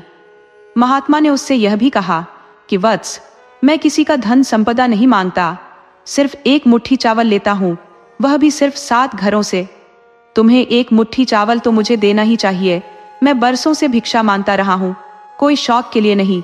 ये मेरा एक व्रत था जो आज पूरा हो जाएगा। आज के बाद मैं फिर कभी जंगल से बाहर भिक्षा मांगने के लिए नहीं आऊंगा। मेरे कदम फिर कभी तेरी इस दुकान पर कभी नहीं पड़ेंगे, तो आज मेरी अंतिम विदाई एक मुट्ठी चावल देकर कर दो। रवि को महात्मा की हर बात बुरी लग रही थी। वो महात्मा की बात पर ध्यान ही नहीं दे रहा था। वह महात्मा पर भड़क उठा कि हर भिखारी यही कहता है कि मैं फिर दोबारा नहीं आऊंगा, और दूसरे दिन सिर पर चढ़ जाता है।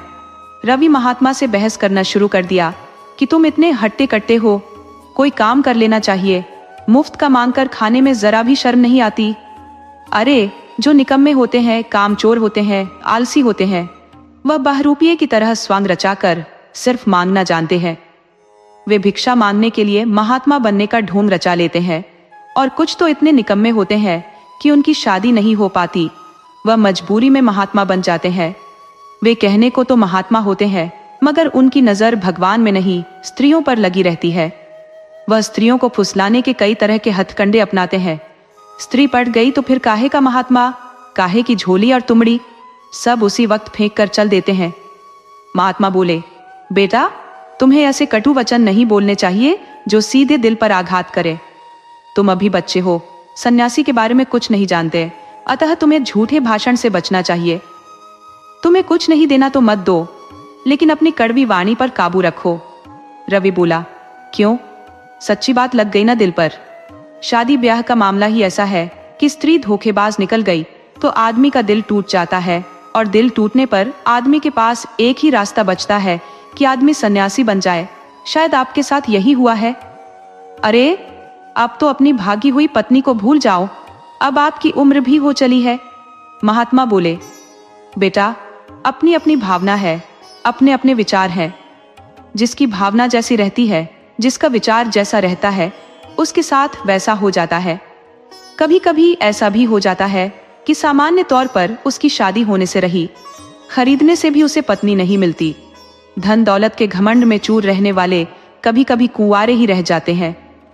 तुम्हारी भावना ऐसी रही तो शायद तुम्हारे साथ ऐसा ही हो जाए। रवि बोला कि तुम मुझे भय दिखा रहे हो, थोड़ी देर में कहोगे कि मैं श्राप दे रहा हूं। अरे, मैं तुम जैसे ढोंगी महात्माओं पर भरोसा ही नहीं करता। महात्माओं के बारे में मैं जानता हूं कि महात्मा कैसे होते हैं। अरे, महात्मा वो होते हैं जो अपनी भूख प्यास पर विजय पाकर हमेशा तपस्या में लीन रहते हैं। तुम्हारी तरह ढोंग नहीं रचाते। तुम बेवजह मेरी दुकानदारी खराब कर रहे हो। यहाँ से जाओ, तुम्हें यहाँ से कुछ नहीं मिलेगा, तुम यहाँ से जाओ। महात्मा बेकार की बात में उलझना नहीं चाहते थे तो बोले, बेटा, तुम्हारी जैसी भावना, भगवान उसी तरह का फल तुम्हें प्रदान करे। भगवान तेरा भला करे। इतना कहने के बाद महात्मा वहां से चले गए तो रवि ने राहत की सांस ली कि भला होगा कि यह ससुरा भिखमंगा दोबारा से यहाँ नहीं आएगा। लेना देना कुछ नहीं, बेकार का सिरदर्द दे जाते हैं। वह शाम में घर वापस आया तो उसके पिता चंद्रपुर से वापस आ गए थे। पिता ने बताया कि चंदनपुर के सेठ मुझसे मिले थे। उनकी एक खूबसूरत बेटी है, उनके पास धन दौलत भी बहुत है। उन्हें एक लड़का चाहिए था तो मैंने तेरा नाम सुझा दिया। वह परसों रोज तुम्हें देखने आ रहे हैं। अगर सब कुछ ठीक रहा तो 15 दिन में ही ब्याह हो जाएगा। हम सब व्यापारी हैं, हम लोगों के पास वक्त नहीं होता। हम वक्त के हर पल की कीमत को समझते हैं, इसलिए वक्त जाया नहीं करेंगे। पिता की बात सुनकर रवि के मन में रसगुल्ले फूटने लगे। उसे लगने लगा कि 15 दिन में ही उसे पत्नी मिल जाएगी। एक लड़की की चाहत उसके मन में थी। वह अकेले पाकर नौकरानी लक्ष्मी से भी इश्क लड़ाना चाहता था, मगर वह कोई भाव ही नहीं दे रही थी। उसकी तरफ ध्यान नहीं देती थी, उससे बात तक नहीं करना चाहती थी। तो गुस्से में कोई बहाना बनाकर उसे पीट देता था। लेकिन अब उसे लगने लगा कि लक्ष्मी ने अच्छा किया जो मुझे भाव नहीं दिया, वरना कौन नौकरानी को अपनी पत्नी बनाता है। वह एक अच्छी पत्नी का सपना देखने लगा। 2 दिन गुजरने में कोई वक्त नहीं लगा। वह दिन आ गया जब सेठ चंदनपुर से उसके घर पधारे। उनके साथ 3-4 आदमी और भी थे। हरिकिशन ने उनका स्वागत किया, अच्छे से खिलाया पिलाया और घर में ठहराया।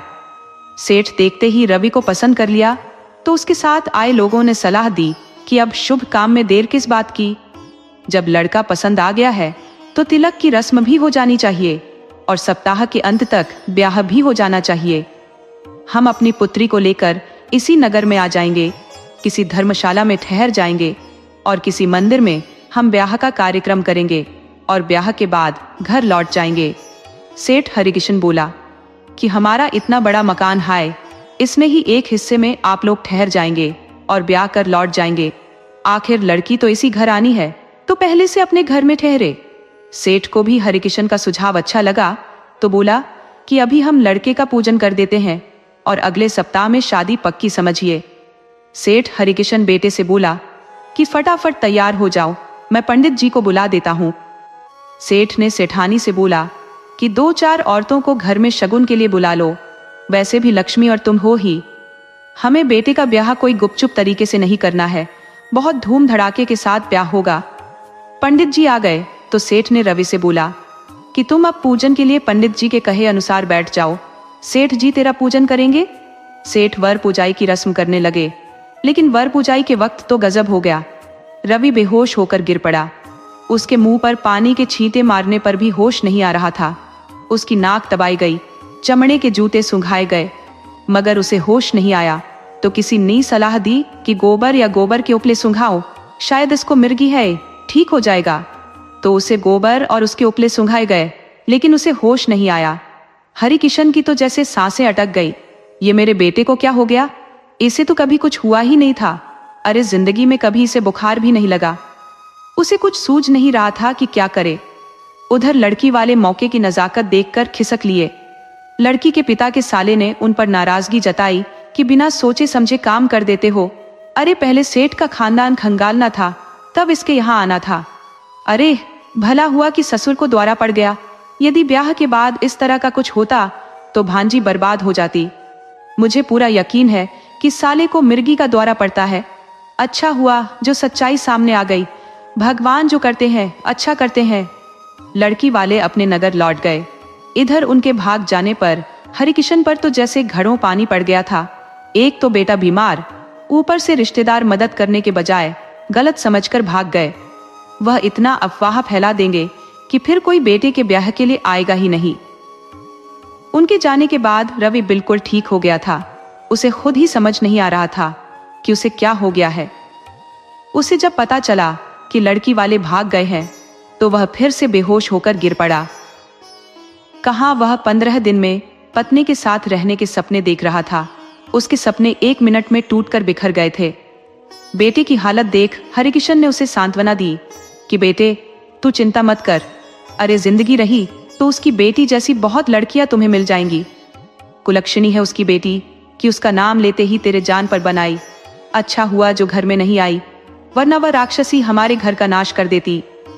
इस तरह से सेठ सेठानी लड़की को कोसते हुए अपने मन को तसल्ली दे लिए।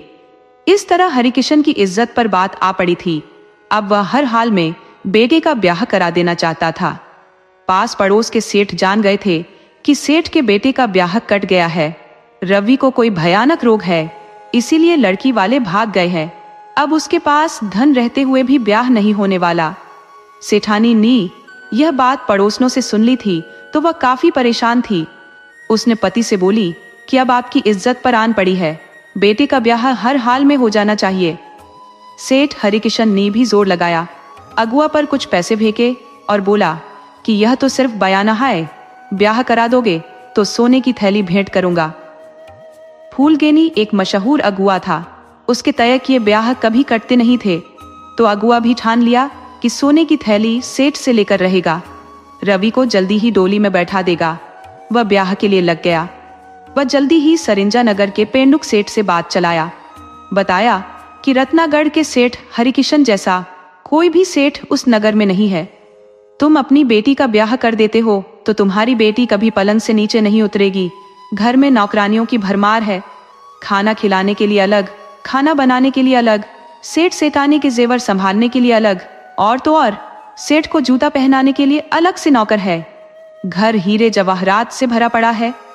जब फूलगेनी ने जोर लगाया तो पेंडुक अपनी बेटी का ब्याह करने को तैयार हो गया। यह अलग बात थी कि उसकी बेटी सचमुच पेंडुक जैसी थी। पेंडुक फूलगेनी के साथ हरिकिशन के पास आने को तैयार हो गया। वह अपने 1-2 आदमियों के साथ हरिकिशन के पास आ गया। वह भी हाथ आए सुंदर मौके को जाने नहीं देना चाहता था। सभी हरिकिशन के पास आ गए। हरिकिशन बेटे के ब्याह के लिए फटाफट तैयार हो गया। तो फूलगेनी बोला कि अभी हम वर की पुजाई कर दे रहे हैं, बाद में हम दोनों मिल बैठकर किसी अच्छे पंडित से ब्याह का शुभ मुहूर्त दिखवा लेंगे। उसके बाद 3-4 दिन में ही शादी हो जाएगी। क्या है कि पेंडुक सेठ बड़े व्यस्त आदमी है, उनके पास हवा छोड़ने का वक्त नहीं है। किसी तरह समय निकाल कर आए हैं। आप खान पान और सेवा सत्कार की बात छोड़िए, इनको कोई मिठाई यहाँ नहीं खानी है। ये खुद बड़े मिठाई की दुकान वाले हैं। इनका पेट मिठाई की सुगंध से हमेशा भरा रहता है। आप वर पुजाई की रस्म पूरी कीजिए। लेकिन वर पुजाई की रस्म के वक्त फिर से रवि को भयानक दौरा पड़ गया। वो बेहोश होकर लुढ़क गया।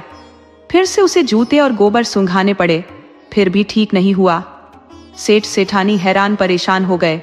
उन्हें समझ नहीं आ रहा था कि क्या करें। उधर पेंडुक सेठ बहुत लड़ाकू आदमी था। जब देख लिया कि सेठ हरिकिशन के बेटे को दौरा पड़ता है, शायद मिर्गी या फिर किसी और रोग का, तो वो पहले फूलगेनी पर भड़क उठा कि तुम 1 नंबर के झूठे हो। कमीना देखा पर तुम सा नहीं देखा। जरा सा कमीशन कमाने के लिए मेरी बेटी की जिंदगी दांव पर लगा रहा था। वो इतने पर नहीं रुका, फूलगेनी पर हाथ लगा दिया, उसे बहुत मारा। फूलगेनी काफी पिट गया। जिंदगी में सैकड़ों कुंवारों को घोड़ी छड़वा दिया था।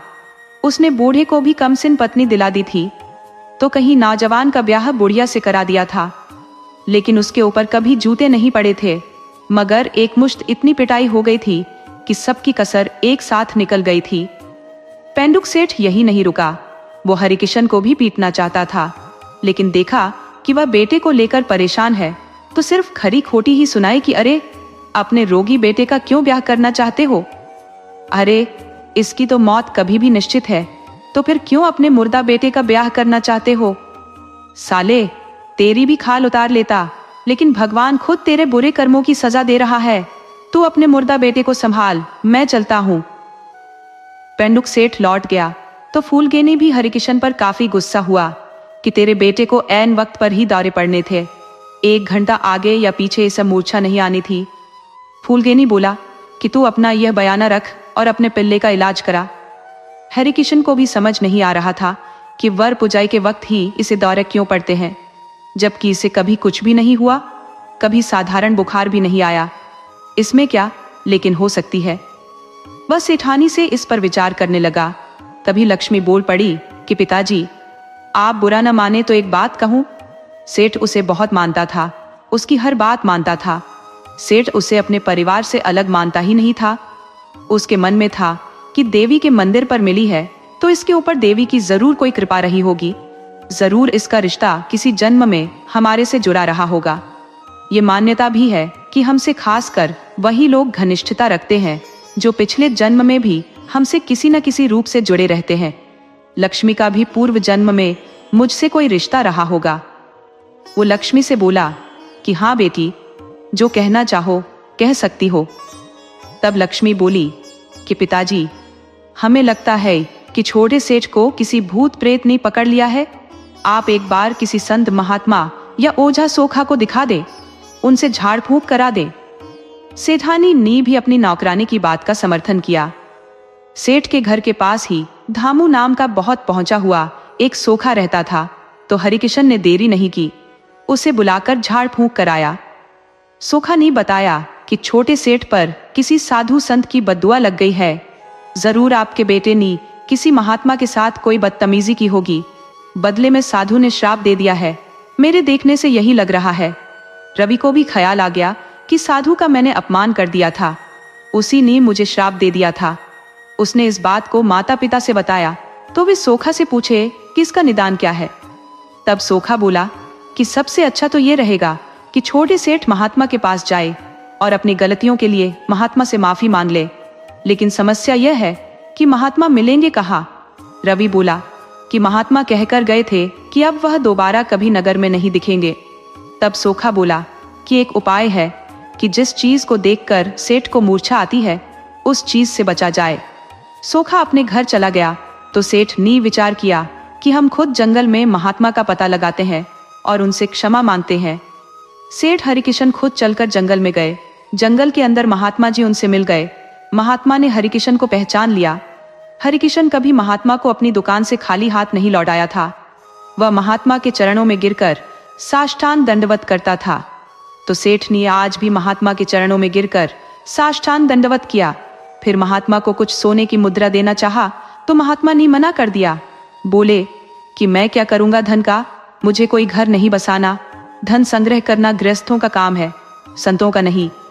आप जिस उद्देश्य से आए हो वह बताओ।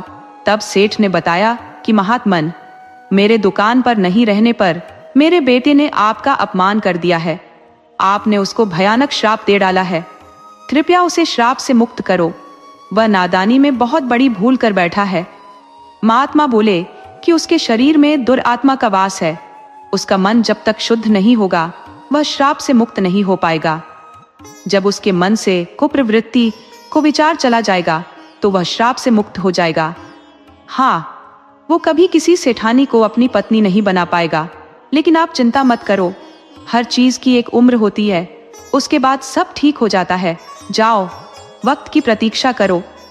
सेठ घर आ गया और विचार किया कि बेटे को फिलहाल चंद्रपुर भेज देता हूँ। वहां मेरे मित्र लखन रहते हैं, उनके पास रह लेगा या फिर वहां अपना कारोबार है, दुकान में भी रह लेगा, मुनीम के साथ भी रह लेगा।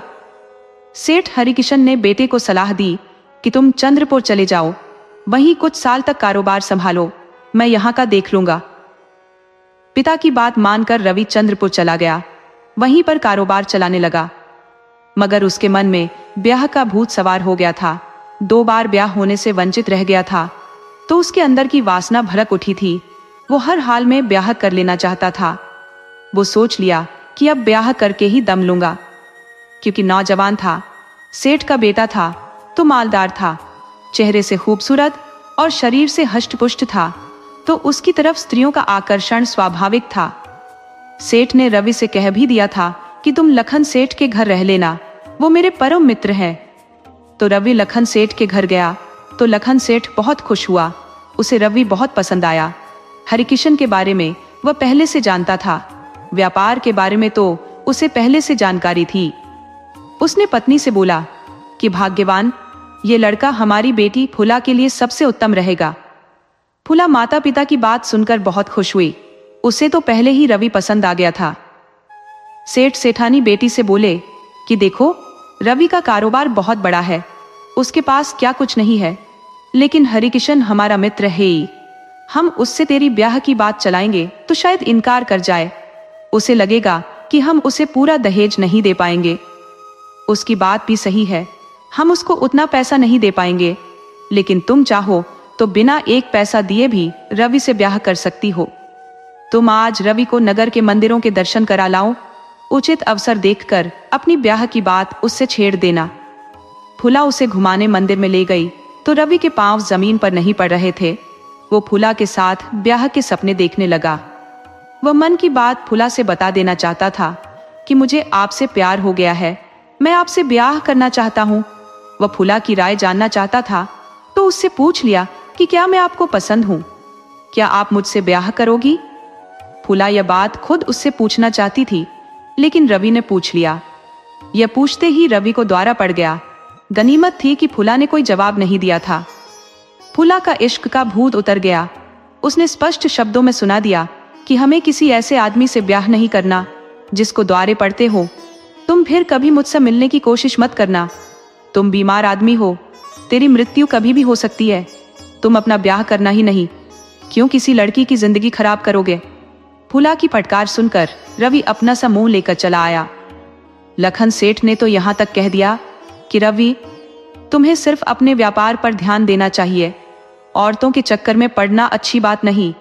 जब ब्याह होना होगा हो जाएगा, जिस लड़की से लिखा होगा उसी से हो जाएगा, लेकिन फूला के फेर में मत पड़ना।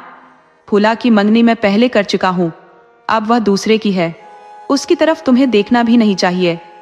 वैसे तुम्हें किसी के घर ठहरना भी नहीं चाहिए, क्योंकि तुम किसी भयानक रोग से ग्रसित हो। कहीं हमारे घर में मर गए तो मेरे लिए मुश्किल हो जाएगी। नगर में तुम्हारी खुद की दुकान है, वहीं रहो। रवि वहां से अपनी दुकान पर लौट आया, लेकिन उसके अंदर इश्क का भूत घुस गया था। उसे बेचैन किए हुए था, तो वह कहां मानने वाला था। उसे तो स्त्री का रोग लग गया था। उसने जब देख लिया कि सीधे तौर पर मेरा ब्याह नहीं होने वाला, तो पैसे देकर स्त्री खरीद लेने पर विचार करने लगा। पुराने समय में राजा महाराजाओं का राज्य था। उस समय दास दासिया और स्त्री पुरुष बिका करते थे। रवि ने पता लगाया कि चंद्रपुर नगर में एक बूढ़ी स्त्री नौजवान स्त्रियों को बेचा करती है। वह पैसे के हिसाब से स्त्री को बेचती है। काम चलाऊ स्त्री चाहिए तो कम कीमत में भी मिल जाती है। सुंदर स्त्री के लिए ज्यादा पैसे देने पड़ते हैं। मनपसंद स्त्री के लिए मुंह मांगी कीमत देनी पड़ती है। क्योंकि रवि बड़ा सेठ था, उसके पास कोई पैसे की कमी नहीं थी, सो उस स्त्री को 10,000 स्वर्ण मुद्रा देकर एक अपनी पसंद की स्त्री को खरीद लिया और अपने साथ लेकर अपने नगर रत्नागढ़ आ गया। सेठ सेठानी खुश थे कि चलो जैसे भी हुआ बेटे का ब्याह तो हो गया। हालांकि अभी रवि का उस खरीदी स्त्री के साथ ब्याह नहीं हुआ था, लेकिन वह एक पत्नी की तरह उसके साथ रहने लगी। सेठानी और सेठ ने उसे इसी तरह रहने की अनुमति दे दी। उन्हें खतरा था कि रवि का ब्याह हुआ तो फिर द्वारे पड़ सकते हैं या फिर वह मर भी सकता है, इसलिए बिना ब्याह के ही साथ रहने की अनुमति दे दिए। वह स्त्री रवि से ब्याह करना चाहती थी, तो सेठानी ने समझाया कि जब स्त्री पुरुष के दिल मिल गए तो उसे ब्याह मान लिया जाता है, वरना पूरे शरीर में सिंदूर लपेट लो। अगर मन नहीं मिला तो फिर उस ब्याह का क्या मतलब। पूरे 1 हफ्ते हो गए उसको घर में रहते हुए। सेठानी ने तो अपने घर की तिजोरी की चाबियां भी उस स्त्री को अपनी बहू मानकर सौंप दी। स्त्री को तो इसी मौके की तलाश थी कि कब मौका पाए और सारी संपत्ति लेकर उड़ जाए, मगर उसके राह में लक्ष्मी नौकरानी बाधा थी। वह अपने कमरे में न सोकर मुख्य दरवाजे के पास ही सोती थी। तो नई स्त्री ने नौकरानी को समझाया कि तुम नौजवान हो, घर में हमारा पति भी नौजवान है, तुम्हें इस तरह खुल्लम खुल्ला नहीं सोना चाहिए। पुरुष का मन कब घूम जाए और कुछ ऊंच नीच हो जाए तो हमारी तो बदनामी होगी ही, तुम मुंह दिखाने लायक भी नहीं रहोगी। लक्ष्मी मन में सोचने लगी कि मैं 4-5 साल से यहीं सोती रही हूँ। रवि ने मुझ पर कभी कुदृष्टि नहीं डाली, तो अब पत्नी के आ जाने पर उसे क्या हो जाएगा कि मुझ पर कुदृष्टि डालेगा। ये अलग बात है कि मैं नौकरानी हूँ तो मुझे पीट देता है, लेकिन मेरे समझ से बुरा आदमी नहीं है। लक्ष्मी सोचने लगी कि कहीं स्त्री का भागने भोगने का चक्कर तो नहीं है। सेठानी नी भी बिना सोचे समझे भावनाओं में बहकर अपने घर की सारी चाबियां इसे ही सौंप दी है, जबकि यह कोई कुलीन विवाहिता स्त्री नहीं है, ये बाजार से खरीदी गई स्त्री है। बाजारू स्त्री किसी की नहीं होती, ये जरूर कई पुरुषों के संबंध में रही होगी। इसकी नीयत साफ नहीं है, ये कभी भी तिजोरी में झाड़ू मारकर भाग सकती है। मैंने बचपन से इस घर का नमक खाया है, तो घर की आन और धन जान देकर भी बचानी चाहिए। हमें इसके प्रति सावधान रहना होगा, मगर यह बात किसी से कह भी तो नहीं सकती। बहुत सोच विचार कर उसने हरिकिशन सेठ से यह बात बताने का निर्णय लिया, क्योंकि सेठ उसे सबसे ज्यादा मानता था। तो उसने हरिकिशन सेठ से बताया कि पिताजी, बहू के व्यवहार हमें संदिग्ध लग रहे हैं, आप उस पर रात दिन नजर बनाए रखो। अम्मा को उसे तिजोरी की चाबियां नहीं सौंपनी चाहिए थी। किसी भी स्त्री को घर की मालकिन तब तक नहीं बनानी चाहिए जब तक कि वह बाल बच्चेदार न हो जाए। बिना बंधन की स्वतंत्र स्त्री बिना लगाम की घोड़ी की तरह है, कब कहां उड़ जाए कोई भरोसा नहीं। आप भी जानते हो यह स्त्री कोई कुलीन नहीं है, उससे अपने धन की रखवाली करना आपका काम है। मैं आपकी नमक खाती हूँ, इसलिए सचेत कर रही हूँ, क्योंकि आज से मैं अब दरवाजे के पास भी नहीं सो सकती। उसने कुछ उल्टे सीधे बात कहकर मुझे दरवाजे के पास सोने से मना कर दिया है। सेठ बोला, बेटी, तू जानती है मैं तुम्हें अपनी बेटी के बराबर प्यार करता हूँ। तुम 12 सालों से बेटी की तरह घर की जिम्मेदारियां संभाल रही हो, एक सुई भी हमारे घर से कहीं नहीं हिली। अब मेरे साथ तुम्हारी जिम्मेदारी बनती है कि उस पर नजर रखे, और जब उसकी हालत संदिग्ध दिखे तो हमें बताए, घर के सभी सदस्यों को बताए। उधर स्त्री निश्चिंत हो गई, उसका खतरा सिर्फ लक्ष्मी नौकरानी से था। सो अब वह अपने कमरे के अंदर सोने लगी है, उसे अब कोई रोकने टोकने वाला नहीं है। उसने विचार कर लिया कि आज की रात भाग लेना चाहिए। उसने घर के गहने, सोने की मोहरें पहले ही थैले में भरकर रख लिए थे। आधी रात में तेजी से उठी और दरवाजा खोलकर सारी संपत्ति ले भागने लगी। पहले से नजर गड़ाए नौकरानी लक्ष्मी ने उसे पकड़ लिया तो वो लंपट स्त्री जोर जोर से चिल्लाने लगी कि अम्मा दौड़िए, बाबूजी दौड़िए, नौकरानी घर का सारा माल लेकर भाग रही है। रवि और सेठानी दौड़ कर आए और लक्ष्मी को पकड़कर पीटने लगे। तभी सेठ हरिकिशन भी वहां आ गए और उसने नौकरानी लक्ष्मी को पीटने से बचाया और बोला, अरे पागलों, तुम लोगों को जरा भी समझ नहीं? अरे तुम्हें पता होना चाहिए कि तिजोरी की चाबियां किसके पास है। जिसके पास चाबियां है वही चोर है। लक्ष्मी के पास किस तिजोरी की चाबी है?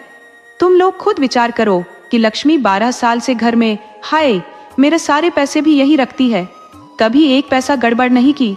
ये हमारे घर की सदस्य है, ये किसके पास पैसा लेकर भागेगी? इसका कौन है हमारे सिवा? अभी सभी अपने में बात ही कर रहे थे कि वह स्त्री फिर से भागने का प्रयास की, परंतु लक्ष्मी पहले से सावधान थी। उस स्त्री को पकड़कर पीटने लगी। अब कौन चोर है, किसी से छिपा नहीं था। सेठ ने उस चोर स्त्री को कोतवाल के हवाले कर दिया।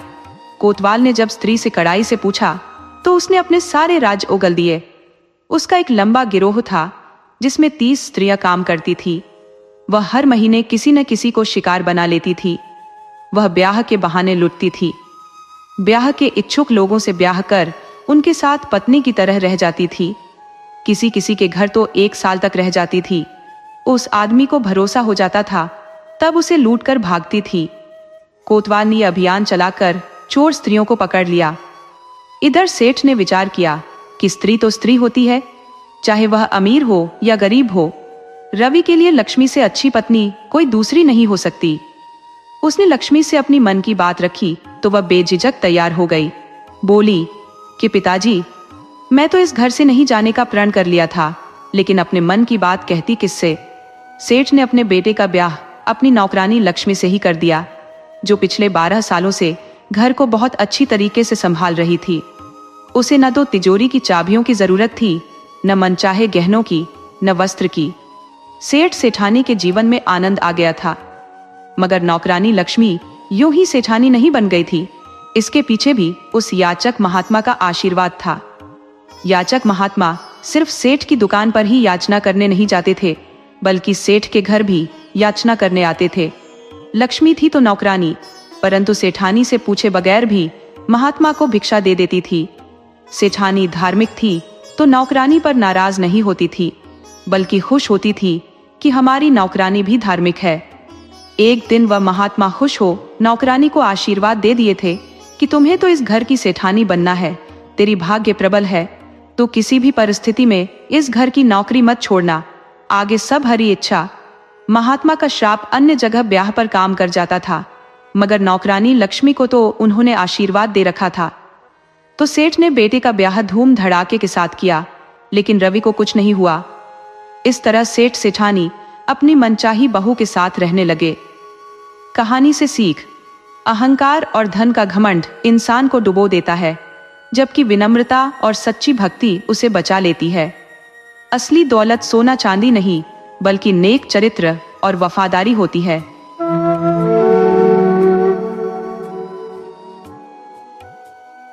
आज हम आपके लिए लाए हैं एक किसान की 3 चतुर बेटियों की कहानी।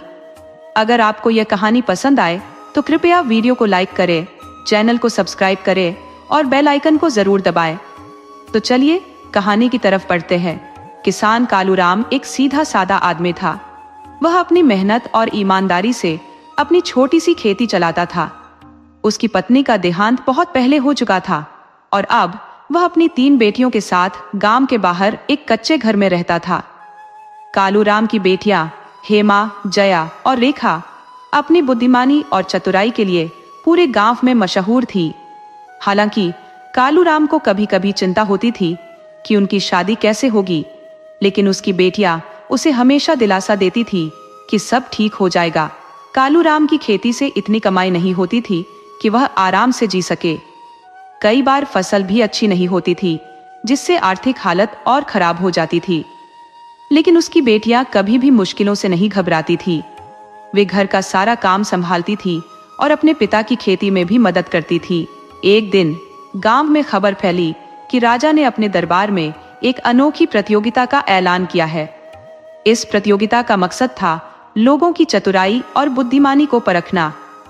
जो कोई भी राजा के सवालों के सही और समझदारी भरे जवाब देगा, उसे इनाम और सम्मान दिया जाएगा। कालूराम की बेटियां यह सुनते ही उत्साहित हो गई। उन्हें पता था कि यह उनके परिवार के लिए एक सुनहरा मौका हो सकता है। कालूराम को लगा कि यह सब बकवास है और कोई गरीब किसान इस प्रतियोगिता में क्या कर पाएगा। लेकिन उसकी बेटियों ने उसे समझाया कि अगर वे प्रतियोगिता में भाग ले और जीत जाएं, तो उनके परिवार की हालत सुधर सकती है। कालूराम ने काफी ना नुकुर करने के बाद आखिरकार हाँ कर दी। अगले दिन कालूराम की तीनों बेटियां अच्छे कपड़े पहनकर राजा के दरबार की ओर चल पड़ी। रास्ते में लोग उन्हें देखकर हंसते और ताने मारते कि किसान की बेटियां भला राजा के सवालों का जवाब कैसे देंगी। लेकिन वे तीनों किसी की बातों पर ध्यान नहीं देती थी और सीधे राजा के महल में जा पहुंची। महल का दृश्य बहुत भव्य था। राजा अपने सिंहासन पर बैठा हुआ था और उसके चारों ओर मंत्रीगण खड़े थे। दरबार में बहुत सारे लोग मौजूद थे जो प्रतियोगिता में हिस्सा लेने आए थे। राजा ने अपनी बुलंद आवाज में ऐलान किया कि प्रतियोगिता शुरू हो रही है और सभी को उसकी बात ध्यान से सुननी होगी। कालूराम की तीनों बेटियां एक कोने में खड़ी थी और ध्यान से राजा की बातें सुन रही थी। राजा ने पहला सवाल पूछा, अगर कोई मेरी पूरी प्रजा को एक ही दिन में खुश कर दे तो उसे इनाम दिया जाएगा, लेकिन यह असंभव है। क्या कोई बता सकता है कि यह कैसे किया जा सकता है? सब लोग आपस में चर्चा करने लगे, लेकिन किसी के पास भी इस सवाल का सही जवाब नहीं था। तभी कालूराम की सबसे बड़ी बेटी हेमा ने धीरे से राजा की ओर देखा और नम्रता से बोली, महाराज, अगर आप पूरे राज्य में मिठाई बंटवा देंगे तो एक दिन के लिए सभी खुश हो सकते हैं। भले ही वह खुशी थोड़ी देर की हो, लेकिन एक दिन के लिए तो सभी प्रसन्न होंगे। राजा ने यह उत्तर सुनकर सराहा और कहा कि यह एक समझदारी भरा उत्तर है। उसके बाद राजा ने दूसरा सवाल पूछा, क्या कोई बता सकता है कि सबसे कीमती चीज क्या है जो किसी के पास नहीं होती पर सभी उसकी तलाश में रहते हैं? इस बार जया ने उत्तर दिया, महाराज, सबसे कीमती चीज समय है। ये किसी के पास नहीं होता, लेकिन सभी इसे पाने की कोशिश में लगे रहते हैं। राजा ने फिर से सराहना की और कहा कि यह भी एक बहुत ही चतुराई भरा जवाब था। अब राजा का ध्यान तीसरी बेटी रेखा की ओर गया। उसने पूछा, और तुम बताओ लड़की, क्या तुम भी कोई सवाल का जवाब दे सकती हो? रेखा ने आत्मविश्वास के साथ जवाब दिया, महाराज, आप प्रश्न पूछे, मैं जवाब देने का प्रयास करूंगी।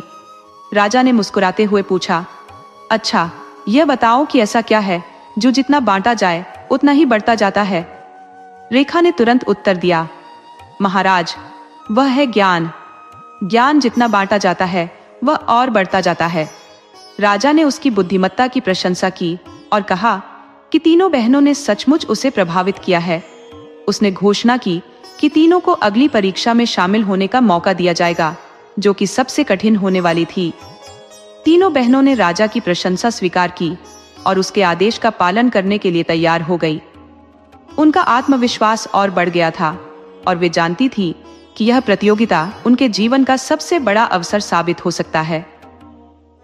राजा की प्रतियोगिता का पहला चरण तो कालूराम की तीनों बेटियों ने बड़ी ही चतुराई से पार कर लिया था, लेकिन अब असली परीक्षा आने वाली थी। राजा ने ऐलान किया कि अगला चरण और भी कठिन होगा और इसमें हर किसी की समझदारी की असली परीक्षा होगी।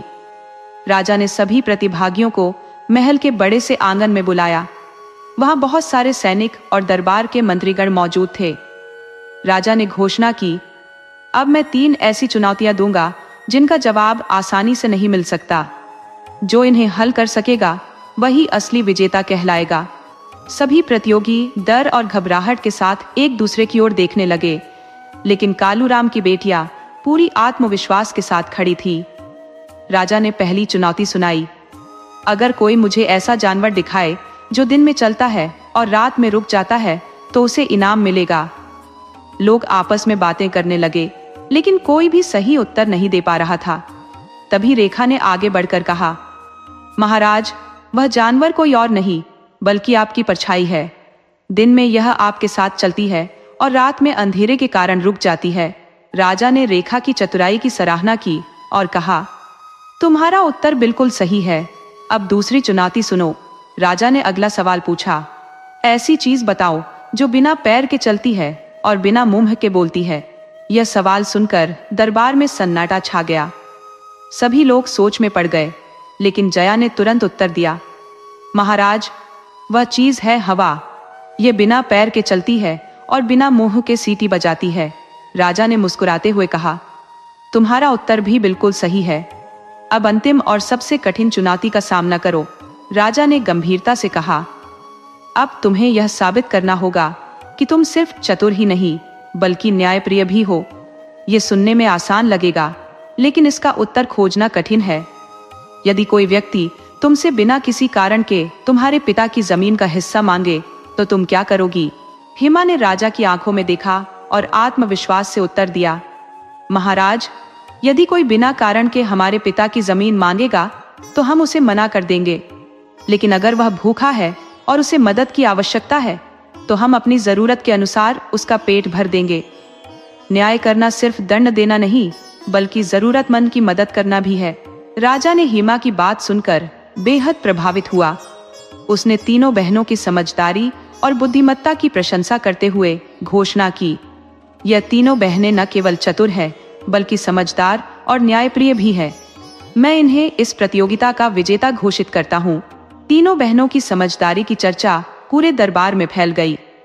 राजा ने कालूराम की बेटियों को इनाम के रूप में सोने के सिक्के और ढेर सारा अनाज दिया। कालूराम का परिवार अब खुशहाल जीवन व्यतीत कर सकता था, लेकिन यह तो अभी शुरुआत थी। राजा से मिले इनाम और सम्मान ने कालूराम और उसकी तीनों बेटियों की जिंदगी को बदल कर रख दिया।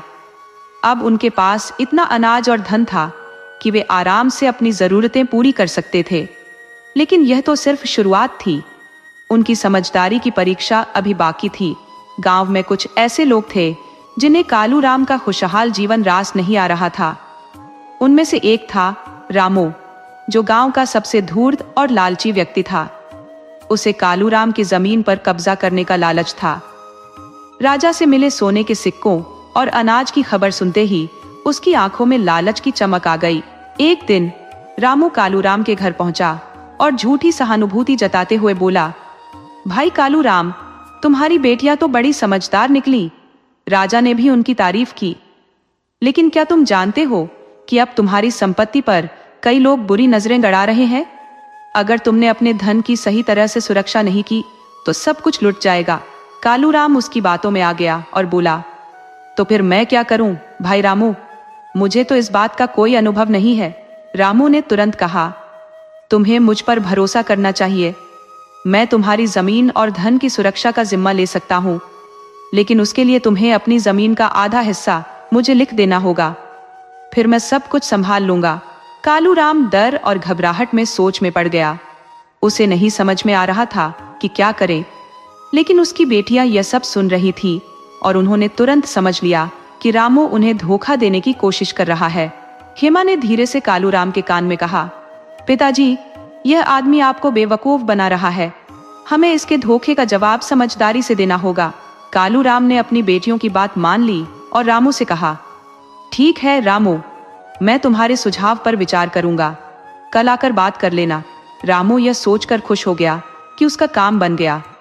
वह अपने मन में हंसता हुआ वहां से चला गया। रात में तीनों बहनों ने मिलकर एक योजना बनाई।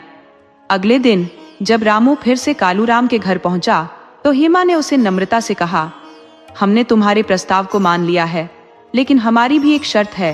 रामू ने उत्सुकता से पूछा, कैसी शर्त? हेमा ने समझाते हुए कहा, हमारी जमीन की सीमाओं का निर्धारण करना पड़ेगा। उसके लिए तुम्हें उस जमीन की चारों ओर अपनी छड़ी से एक गोल घेरा बनाना होगा। जहां जहां तुम्हारी छड़ी की नोक छुएगी वह हिस्सा तुम्हारा होगा और बाकी हमारा। रामू को यह शर्त सुनकर बहुत आसान लगा। उसने सोचा कि यह काम तो कुछ ही मिनटों में हो जाएगा और फिर वह आधी जमीन का मालिक बन जाएगा। उसने तुरंत अपनी छड़ी उठाई और जमीन पर एक गोल घेरा खींचने लगा, लेकिन जैसे ही वह घेरा खींचने की कोशिश करता, तीनों बहनें वहां पत्थर और कांटेदार झाड़ियां डाल देती। रामू की छड़ी उनसे टकराकर रुक जाती और उसे फिर से कोशिश करनी पड़ती। यह सिलसिला काफी देर तक चलता रहा और रामू बुरी तरह थक गया। अंत में रामू समझ गया कि यह तीनों बहनें उसे बेवकूफ बना रही हैं। वह गुस्से में चिल्लाया, तुम लोगों ने मुझे धोखा दिया, तुम्हारी यह शर्त ही गलत थी। हेमा ने शांतिपूर्वक उत्तर दिया, हमने तुम्हें कोई धोखा नहीं दिया। ये तो तुम्हारी चतुराई की परीक्षा थी जो तुम पूरी नहीं कर सके। अब अगर तुम्हें और कोई योजना बनानी है तो सोच लो, लेकिन हम आसानी से तुम्हारे जाल में फंसने वाले नहीं हैं। रामू को अब समझ में आ गया कि इन लड़कियों से भिड़ना आसान नहीं है। वह गुस्से और शर्मिंदगी में अपना सिर झुकाए वहां से चला गया। तीनों बहनों ने हंसते हुए अपने पिता को गले लगाया और कहा, पिताजी, अब आपको डरने की कोई जरूरत नहीं। हम लोग मिलकर हर समस्या का हल निकाल सकते हैं। रामू को तीनों बहनों ने बुरी तरह मात दी थी। उसकी योजना नाकाम होने के बाद वह और भी ज्यादा क्रोधित और द्वेषपूर्ण हो गया। उसने ठान लिया कि अब वह इन लड़कियों को सबक सिखा कर रहेगा, लेकिन अकेले वह उनके खिलाफ कुछ नहीं कर सकता था। इसीलिए उसने राजा के कुछ दरबारियों से सांठगांठ कर ली। रामू ने उन दरबारियों से झूठी बातें फैला दी कि कालूराम की बेटियां बहुत घमंडी और चालाक हैं। वे राजा के सम्मान का अपमान कर रही है और अपनी चतुराई का दुरुपयोग कर रही है। धीरे धीरे यह बात राजा तक पहुंच गई। एक दिन राजा ने अपने सैनिकों को कालूराम के घर भेजा और तीनों बहनों को दरबार में पेश होने का आदेश दिया। कालूराम घबरा गया, लेकिन उसकी बेटियों ने उसे समझाया कि डरने की कोई बात नहीं है। वे सच के रास्ते पर है और सच की हमेशा जीत होती है। तीनों बहनें राज दरबार में पहुंची। राजा अपने सिंहासन पर गंभीरता से बैठा हुआ था और चारों ओर दरबारियों की भीड़ जमा थी। रामू भी वहीं मौजूद था और उसकी आंखों में क्रूरता और चालाकी की चमक थी। राजा ने तीनों बहनों को देखते हुए कठोर स्वर में कहा, मैंने सुना है कि तुम तीनों अपनी चतुराई और बुद्धिमत्ता का गलत उपयोग कर रही हो और गांव में लोगों के साथ छल कपट कर रही हो। क्या यह सच है? हेमा ने बड़े ही आदरपूर्वक जवाब दिया, महाराज, यह झूठ है। हमने किसी के साथ भी छल कपट नहीं किया, बल्कि हमने तो हमेशा सच्चाई और न्याय का साथ दिया है। अगर आपको हमारी बात पर विश्वास नहीं है तो आप हमें परीक्षा में डाल सकते हैं। राजा ने उनकी बात पर विचार करते हुए कहा, ठीक है, मैं तुम्हारी परीक्षा लूंगा और यदि तुम उसमें सफल रही तो तुम्हारी सच्चाई साबित हो जाएगी, लेकिन अगर असफल हुई तो तुम्हें कठोर दंड दिया जाएगा। जया ने बिना किसी भय के कहा, महाराज, हम आपकी हर परीक्षा के लिए तैयार हैं। कृपया बताइए कि हमें क्या करना होगा। राजा ने घोषणा की, मैं तुम तीनों को 3 अलग अलग काम दूंगा और अगर तुम उन कामों को समझदारी और चतुराई से पूरा कर लोगी तो मैं तुम्हें दोष मुक्त मानूंगा। पहला काम हेमा को दिया गया। राजा ने उसे एक छोटा सा टुकड़ा दिया और कहा, इस टुकड़े से तुम मेरे पूरे बगीचे को ढक दो। अगर तुम ऐसा कर सकोगी तो मैं तुम्हें सही मानूंगा। हेमा ने मुस्कुराते हुए वह टुकड़ा उठाया और सोचा। फिर उसने एक जलता हुआ दीपक लिया और टुकड़े को उसकी बत्ती की तरह इस्तेमाल कर लिया। दीपक की रोशनी बगीचे के हर कोने में फैल गई। हेमा ने राजा से कहा, महाराज, यह टुकड़ा मैंने दीपक की बत्ती बना दिया है और इसकी रोशनी आपके पूरे बगीचे में फैल रही है। राजा ने उसकी चतुराई की प्रशंसा की और कहा, तुमने अपनी समझदारी साबित कर दी है। अब देखता हूं कि तुम्हारी दूसरी बहन कितनी समझदार है। अब बारी थी जया की। राजा ने उसे 1 कप दूध दिया और कहा, इस दूध में इतनी मिठास घोल दो कि यह कभी न खत्म हो। जया ने कुछ देर सोचा और फिर राजा से कहा, महाराज, मिठास घोलने के लिए सच्ची भावना और प्रेम की आवश्यकता होती है। इसलिए अगर यह दूध किसी भूखे व्यक्ति को पिलाया जाए तो उसकी आत्मा तृप्त हो जाएगी और वह मिठास कभी खत्म नहीं होगी।